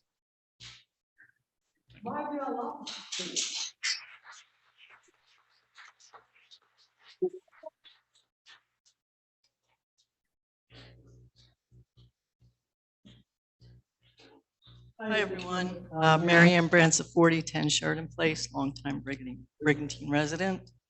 My issue, I mean, I understand the noise issue and the parking issue. I mean, it's definitely a big issue here on the island. But the issue that I've had with my family's experience with an Airbnb is that it is a completely illegal rental property. This gentleman has no certificate of occupancy, no rental certification, the HVAC inspection has not been completed, and the city is aware of this. He has a garage that he turned into a studio rental. When my family was renting the property, he asked them to move the cars so that the illegal rental downstairs could park in their designated parking area. So I have approached the city, different people, the inspection office, and this person is still operating illegally. Unfortunately, he's on the Airbnb platform. I've reached out to them. They've been trying to work with me. They said they're requesting information from this gentleman. I'm wondering what is required to get a rental certification? Do you have to show that you have homeowners insurance? Do you have flood insurance? What exactly do you need to get a rental certification? And I don't understand why it's taking so long to get anything done. With this particular property, I filled out Oprah paperwork, so I have all the information that he doesn't have that documentation, so I know that for a fact. And I'm just wondering why it's taking so long. What was the address of the property? 110 Bayshore. Part of the problem is that these rentals are on these particular platforms and they can continue to rent on these platforms, because how do these platforms know that they're really operating illegally? So he's, in my opinion, fraudulently collecting money from people as an illegal rental property. That's my issue. I have signed up to be on the committee for short-term rentals, so I don't know how you're choosing people to be on the committees. I would So like to know that. it's more of public meetings. It's not a committee. We're going to be meeting with small, like the issue you brought up at 110 Bayshore. I actually know who that owner is. That's why I asked for property. I didn't know there was an issue there, but if what you're saying is true. I did speak about, I do believe I spoke with you at the Defend Brigantine Beach fundraiser. I spoke with you at the meeting. Yes. I spoke with Katie. That's what I want to follow up on. So from what our understanding was, it was handled. So you're telling me it's not. So tomorrow I want to find out why it's not. So, Brian, if you could reach out with the appropriate people. Also, too, if they're not licensed to rent, and that is in fact true, if you reach out to the online platforms, they will not allow them to advertise on them. So we just need to reach out to them and notify them that they're not licensed to rent in the city of Brigantine. Now, thank you for bringing that to our attention. Does Ryan have your contact information? Can you make sure that you keep in touch and take care of that tomorrow? Because if they're not licensed, then I know that the online platforms will work with us. They might not take the request from you, but they're pretty good at working with municipalities. I know that the city also, that I have it in my documentation here, did reach out to the Airbnb platform, and he's still renting. Find out what's going on the Airbnb. Yeah, because we were told it was handled, but it sounds like it wasn't. As far as parking situation, you may need to rethink having boat trailers parked during the summer. Boats parked on the street in the summertime. They take up a lot of parking as well. Sure. But thank you for looking into this. No, thank you. There are safety issues, I believe, as well. There are stairs, there's no railings on either side. There's no heat, fireplace issue. I did talk to you at the meeting, but there are other people in the city that are aware of that. No, thank you very much. Thank you for bringing that to our attention. I appreciate it. Hi, I'm Jonathan Blank, 402 21st Street. So I just wanted to bring in a little bit of a different angle than what you've been hearing as far as people that have been here for decades and decades. I just bought the property in December. Come down here on weekends, enjoy the property. I think what everyone is talking here about is intent. Okay? I think what people are talking about here is intent. Okay. And I think there's a couple points here. A lot of people on the other side, the people that are renting these out, yes, they're going to talk about the economy, et cetera, et cetera. People like myself, we do bring people down here and fill the restaurants and fill, other locales. You're going to get that argument, and there does need to be a fine balance, because people certainly are entitled to rent their houses. We all get that, but when I first weekend I spent here was New Year's Eve this year, and I looked out at 402 20th Street and I saw a disco ball and a DJ, and there was many more than 18 people. I was kind of like is this what I'm getting myself into? Come down here to enjoy it. The last time I was down here was the Brigantine Castle days. So when you go online and look at that bookbrigantine.com website, which they have a big billboard on the Atlantic City Expressway, the couple, they own 22 properties. The intent of that is certainly not for, okay, vacation, I'm going to rent my house part of the time. And the intent of that is clearly to run a corporation. And I think what everyone here is talking about is that no one's opposed to the way things were for Airbnb. And I think that's really a fine point that I think everyone is trying to make. That yes, people still are entitled to rent their houses, but the intent and why they're doing it now, I think it's completely different. And I can tell you, for the other weekends that I've been down here, those two houses, particularly the one on 402, which I have a direct view across, I can see because there's a swimming pool between me and that house. There are people there, and I don't take pictures, but I know the animal house rule, et cetera, but the intent is completely different than it was pre-Airbnb. And I think, yes, when you meet with the people that are owners, they are entitled to rent their houses out. I don't think anyone's disputing that. But I think you also have to look at what's your legal exposure, because what happened in Ocean City, it could put them at serious risk if there's a mob and there's injuries. I mean, the town is at risk, so you also have to evaluate your legal exposure. This is a completely different animal, no pun intended, than it was 5 or 10 years ago when people were renting their houses out for the season, for the week. So I just wanted to voice, a different angle, and just to let you know that, people like Andrea, myself, Marina, who's a neighbor, we're not opposed to, peacefully having someone rent their house. But when you're advertising 2 houses together that sleep 36 plus guests at 72 people, they're hitting the corporate crowd. I mean, this is obviously not the intent of what renting a house has been. And again, I don't know if you have general counsel for Brigantine, but you have to also take a look at what your future legal risk is if this goes on unabated. So that's all I have to say. Thank you. Thank you very much.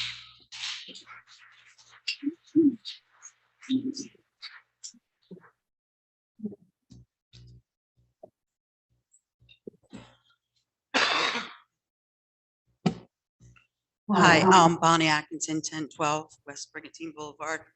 I just want to say that I've been coming here since before I was born. And what Brigantine used to be as opposed to what it is now is 2 different things. And why isn't there a law saying what you can rent and how short and how long?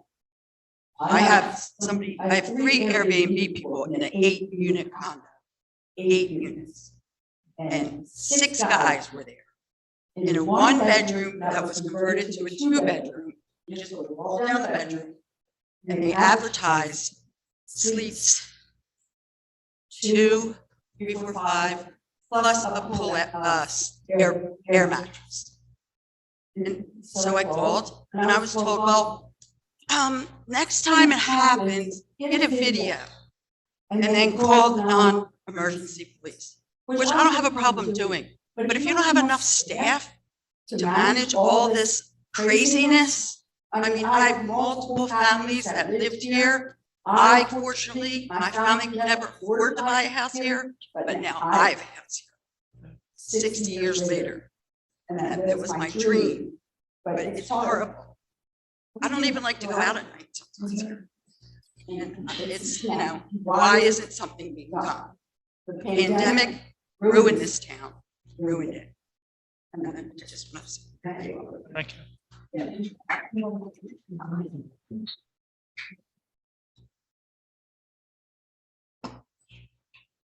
Good evening, everyone. I'm Patty Delson. I live on 16th Street, 313 16th Street, and I grew up on the island. And I guess we can all come to an agreement that this island is different than it was in 1965. So, but I want to prevent what happened on 20th Street from happening on my street. On 15th Street, across our alleyway, just about every house now has become an Airbnb. The biggest problem is, I think it's 308 15th Street. It was a problem last year, but we tolerated it. This year they put a pool in. So, my husband works on the island. He has to get up early. It's not just on the weekends. It's every night of the week. So we put up with it this season for a couple weeks. Finally, the other night, and I thank the Brigantine Police Department, we did video it. It was after midnight, screaming at the top of their lungs. We called the non-emergency number. Police came right over and shut it down. But this isn't even summer yet. So just about every house, myself included, has some sort of swim thing behind it. We barely use ours, but they're in it to all hours of the night. And we put up with a drug house behind us for many years. I'm sure you're all aware with on 15th Street. That's finally gone. And now we have to put up with this. And I don't want it to turn into what they're dealing with. But I would love guidance as to what we need to do. I mean, I did video it. I have it on my phone. Like I said, they were very responsive, and I'm very happy about that. But I don't want to have to call on the police, and I don't want this to continue and ruin our way of life. And, I have kids that live in the house, and if they have to get up and go to work, it's right next to their rooms. So, I mean, I don't know. I'm just feeding it to you because I know it's going to become a problem. Like I said, we're not even into the summer yet, and it's already happening, and it has been for weeks. So, Thank you. thank you. Thank you, Patty. Suggestions would be welcome. Absolutely. Thanks, Patty. Yes, Mrs. Phillips.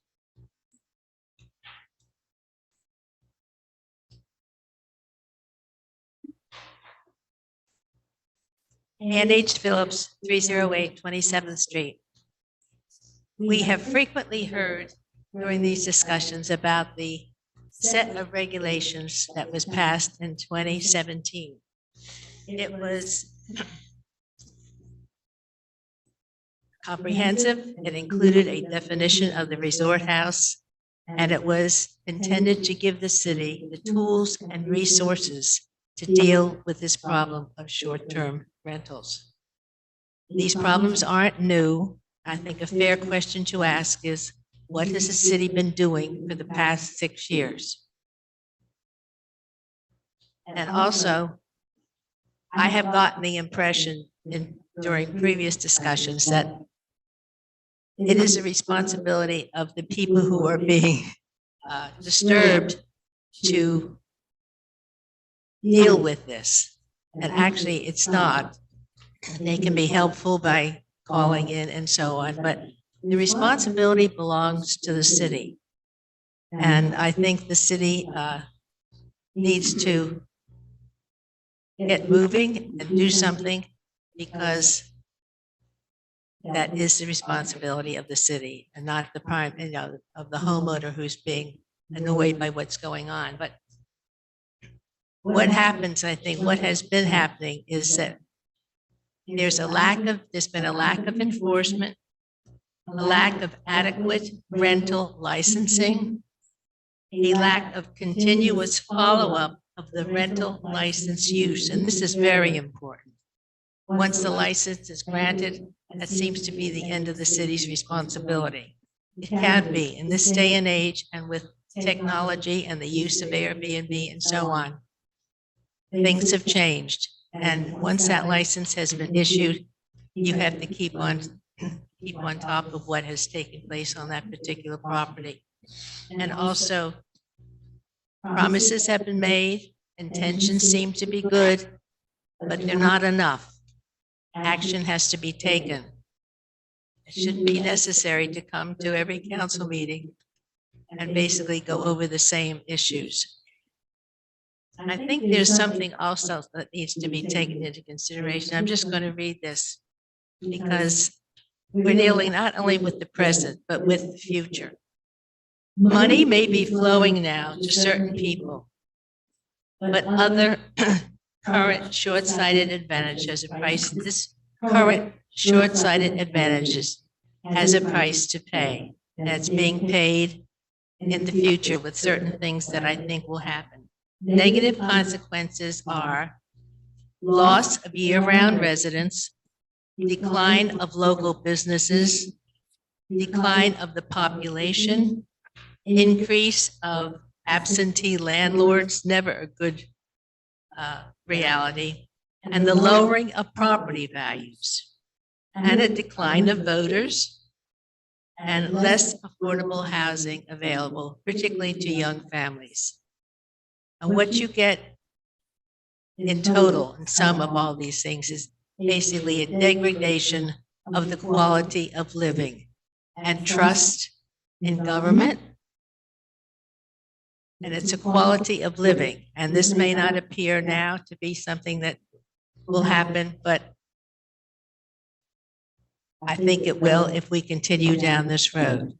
So action is needed, and people need to have assurance that government is there for them and working for them.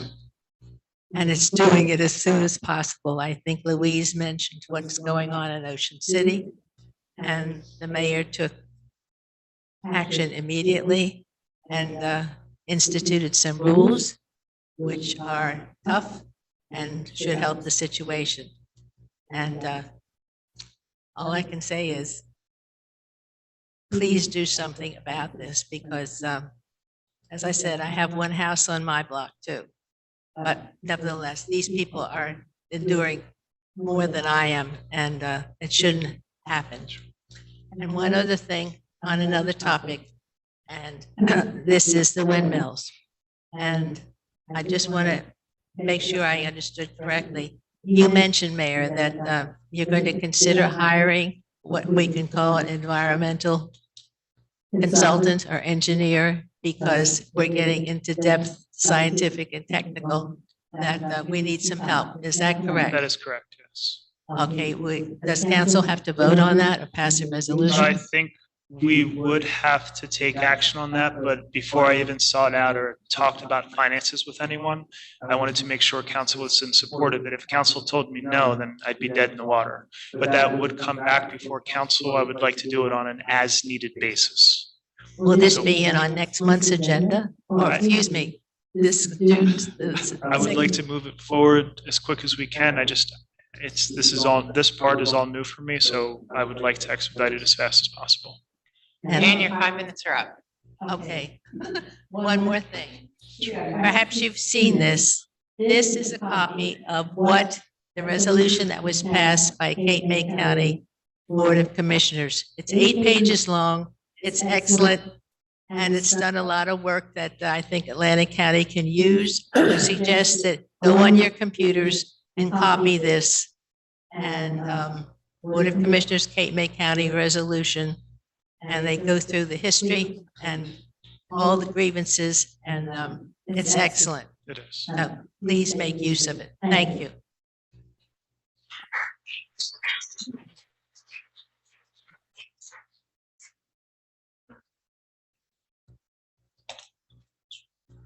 Hi, I'm the other half, George Grober, 301 20th Street.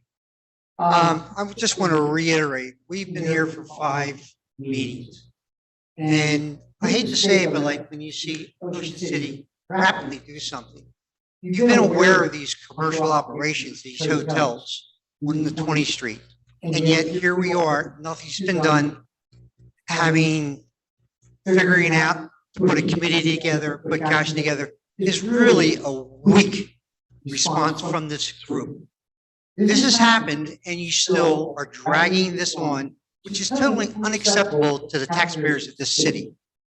It's embarrassing that I have to see this every meeting, that nothing has been done over this period of time. Yes, the young lady here has met with the owners, but that's inexcusable. That's nothing that's been needed that has to be done.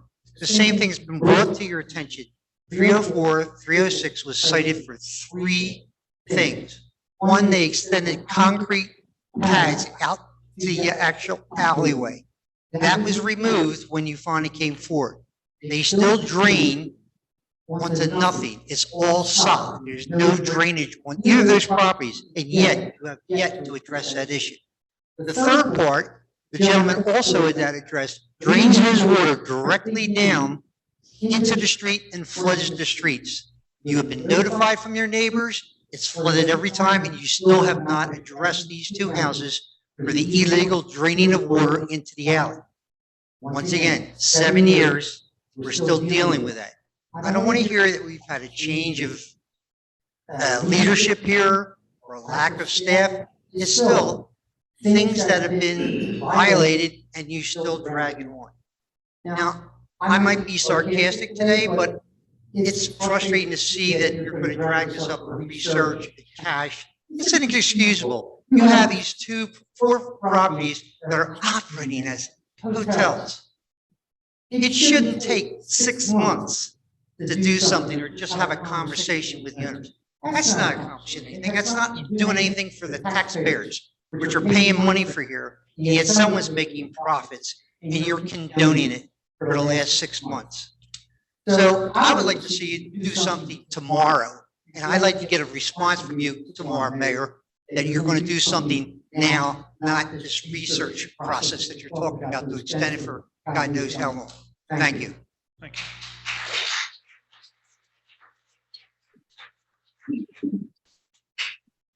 If there's no other public comment? Have to Marina on 21st, Marina Christina on 21st, that was the last time when I mentioned I have 10 years of daughter. When I built my home 4 years ago, I was not building home next to hotel business. For me, I wake up one day, 2 properties in front of me, have a party every night. No incident like lately, but it's consistent, like party. If I ever knew I'm going to build a beautiful home in front of the hotel, I've never done it. How I can live, how I look into tomorrow for me and my daughter, being saved and being in a beautiful town like Brigantine. Who give me that confirmation for my daughter and me? Nobody. And each of you have a family. Mention you wake up one day in your beautiful home. Everybody have a beautiful home, and you have a hotel. 2, not 1, 2. What, like, I don't know, I'm like losing my home. What we can do about it? It's parking, and lovely lady said about some certificates, some legal, rent. It doesn't mean they might give you, provide you with the most important paperwork. It's still a business. And I told that lovely lady who is owner, I said to her, you have a business running like, homes. I have a different business, raising my 10 years old daughter. What we can do, I don't know. And why we allow one person own 20 properties? It's like we invited Allah to our home.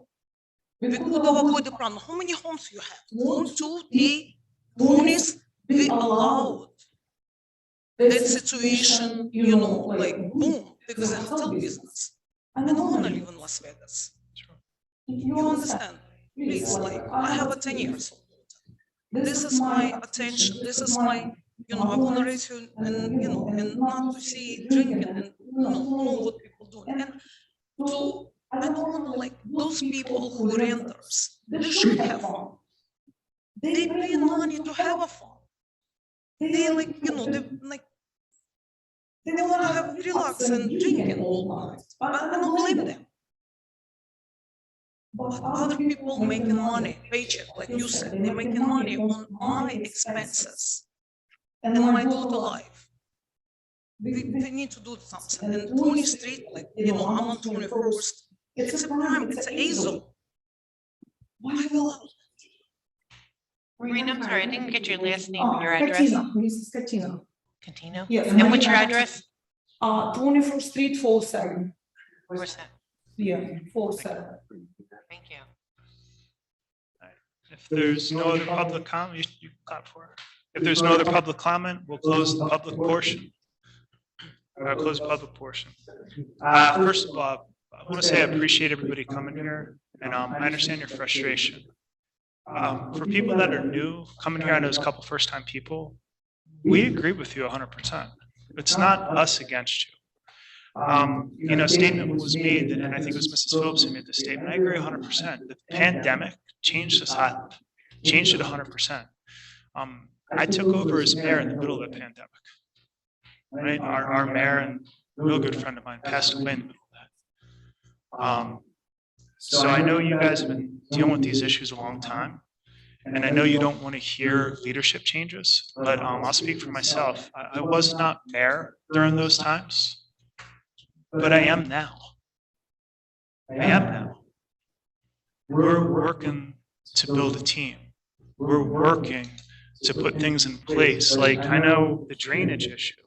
I know you've been dealing with it for 7 years. First I've heard about it. But one of the things we've kind of noticed is there is a lack of communication. Part of it is that some of our city employees are just running so ragged that they don't take time to sit, to talk, to pass things along. So oftentimes, by the time we hear about issues, it's because people have had it. One of the things, one of the statements I want to talk about earlier, and I believe this with every sense of my being, there is a major difference between the person who builds a large home for their personal enjoyment and a person who builds a large home for their industrial use. And I know that people look at Ocean City and you're like, they did something immediately. No, that issue has been going on for 4 years. It took 4 years for Ocean City to act. You also look at the size of the budget, the size of the staff. I mean, I'm just going to go with their beach daggers. Think about how many sets of stairs run up and down the Ocean City boardwalk. They have a beach dagger for every set of stairs. Just to put the magnitude, hundreds. When we come to the short-term rental issue, the reason you're frustrated, and I hear this over and over, the thread is, we've come to the city, we've complained, nothing has been done. I agree with you. I agree 100%. We are making some major changes here in the city. We're putting together a team in place who's going to address this. We're going to put the proper staffing in place that needs to address this. Now, I'm going to go back to, it doesn't matter what law you have in the books, until you're in a position to enforce it, it don't matter. Our biggest thing we're lacking is those employees dedicated to enforcing this. And that is the change we're going to make. And the reason I'm putting together a committee with the planning board is we have to start to look at future construction. Not just dealing with the homes that are here, but what are the changes we can make to start to curb that construction? What is the type of community we want to live in? And honestly, one of my last conversations with Mayor Andy Simpson, and I remember he kind of grabbed me by the shoulder and he said, listen, pal, you got to think about the future of Brigantine. What kind of people do you want here? What do you want this community to look like? He goes, it's on you now. And it is on me. So I hear your concerns. No one up here disagrees with you. Should it have taken as long as it's taken to deal with? No. I can't speak for the issues before I was mayor. And I'm also going to not use it as an excuse. What I can tell you is where we are here today, the action that we're going to take. You feel that things aren't happening fast enough? I agree with you. I talk to the manager constantly to talk about the issues that come up. And I say, listen, these need to be addressed. And that's what we're going to work on. And I'm going to tell you, once we start to roll this stuff out and start to roll this stuff together, we're going to do things and we're going to attack this in a way that no other municipality in the state of New Jersey has done. There's a couple of things I got cooking that I've actually learned from some other people that had some really good ideas, but didn't have the courage to bring it forward. I'm like, that's a good idea. I'll bring it forward. But all of us have to be ready to make those changes. I'm going to tell you, as frustrated as people are in these chambers now, it's going to get a lot more frustrating for people, especially when you have people in here. Trust me, they're going to come in here mad because it's going to hurt their bottom line. What I've learned from the communities, especially in Florida, when they started to put regulations in place, people were frustrated. Change is hard. Once people understood the rules and how to operate, they didn't have problems anymore. Short-term rental properties made their money, but they weren't intrusive on the communities. And that's what we need to get to. And I believe you addressed that when you talked about intent. And that's what we have to start to look at. What is the intent? You talk about legal exposure. The reason we're taking our time, you're talking about some of these homes that turn $1 million a year. We make a misstep, we're on the hook. It's your tax money, right? We are the stewards of your tax money. So I will tell you, and I said this in the very beginning, I don't believe in doing things fast. I believe in doing them right. A lot of municipalities face people just like you who are angry, who are mad, who are demanding change today. And they pass knee-jerk reaction laws that do nothing to help people. All it does is buy them a little time until the angry mob comes back in because it didn't solve the problem. And I believe that is what happened here in 2017, right? Council came in, this is how it's going to fix it. Nothing more was done with it. That is wrong, 100% wrong. And that's what all of us want to correct. And I've had many conversations, especially with Councilman Haney. Him and I talk probably every couple of days about this. And one of the things I said to him is we need to make sure that whatever it is we pass, whatever it is we do, we need to make sure we back it up with action. Because I think that is even more disingenuous. You tell people you're going to fix it, and then you pass something and then you don't enforce it. That is wrong. I want to make sure that our legal exposure, that we're on the right side of that to keep us on track. I want to make sure that what we do properly addresses it and that we have the resources to go after it. And that's what we're doing. And when it's ready to roll out and we start to move on these things, you're going to see changes. And even when we make these changes, we're going to have to bring people into compliance, and that is going to take time. People have operated a certain way because they don't know what is wrong.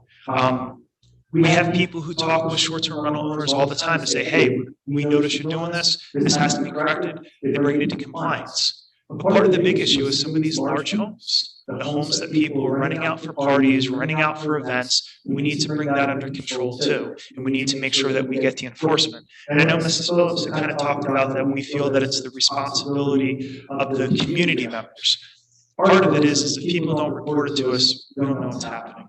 The other part of it is we are working to build cases to bring it against, to remove licenses. Part of that is evidence. If we have signed complaints and we have documentation of people filing those, we can take that all before a judge. It's not us, the city of Brigantine, making a claim.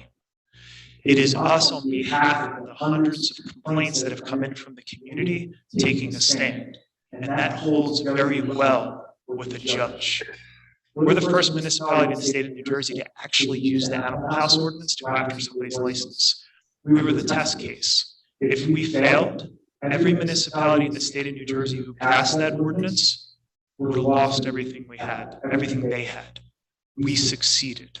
Because there's precedence now in the court, we can build on it. And that is what we're looking to do. So when you come here, your voice, it's not in vain. We're not ignoring you. We are taking action. We will move forward. We will address this. And the same thing, I have 2 young daughters. I don't want my daughters to live that way, and I don't want your daughter to live that way, right? This is a family community, and we want to make sure that we keep it a family community. There has to be a balance, and we're working towards that balance. So I will tell you, feel free to come every single meeting. Feel free to share your frustrations and your concerns, because there's new people who come and I learn more. There's information that's shared, like in the one township, they have limits on the number of properties you can own. These are things we learn. If that's something we can legally do, I have no problem with that, right? So how do we start to address this as a community? So we're here. We're going to stay at this. Now that we have a new manager in place, once that manager starts, we're going to start to set up these meetings because I want to hear everyone else's stories. So when I talked to some of the other mayors, and I said, hey, listen, I know you've had some public meetings, but here's what we're doing. They're like, oh, that's a good idea. You're going to meet with, yeah, it's like, yeah, because we want to hear people's story. That's our job, to sit, to listen, to address, to represent each and every one of you. And that's what we're going to do. So no one here is against you. No one here is trying to stop you. We invite you to come.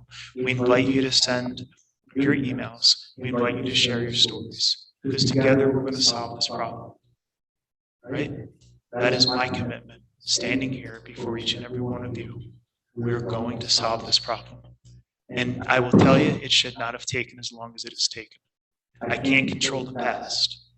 Only how we move forward from this point. Bless you. All right, are there any other council comments? All right, if there's no other council comments, I don't even know what my agenda is. I'd like to make a motion to close the meeting. Second. All in favor? Aye. Any opposed? All right, seeing none, motion passed. I'd like to thank everybody for coming to the June 7th City Council meeting and watching your council team at work. Thank you.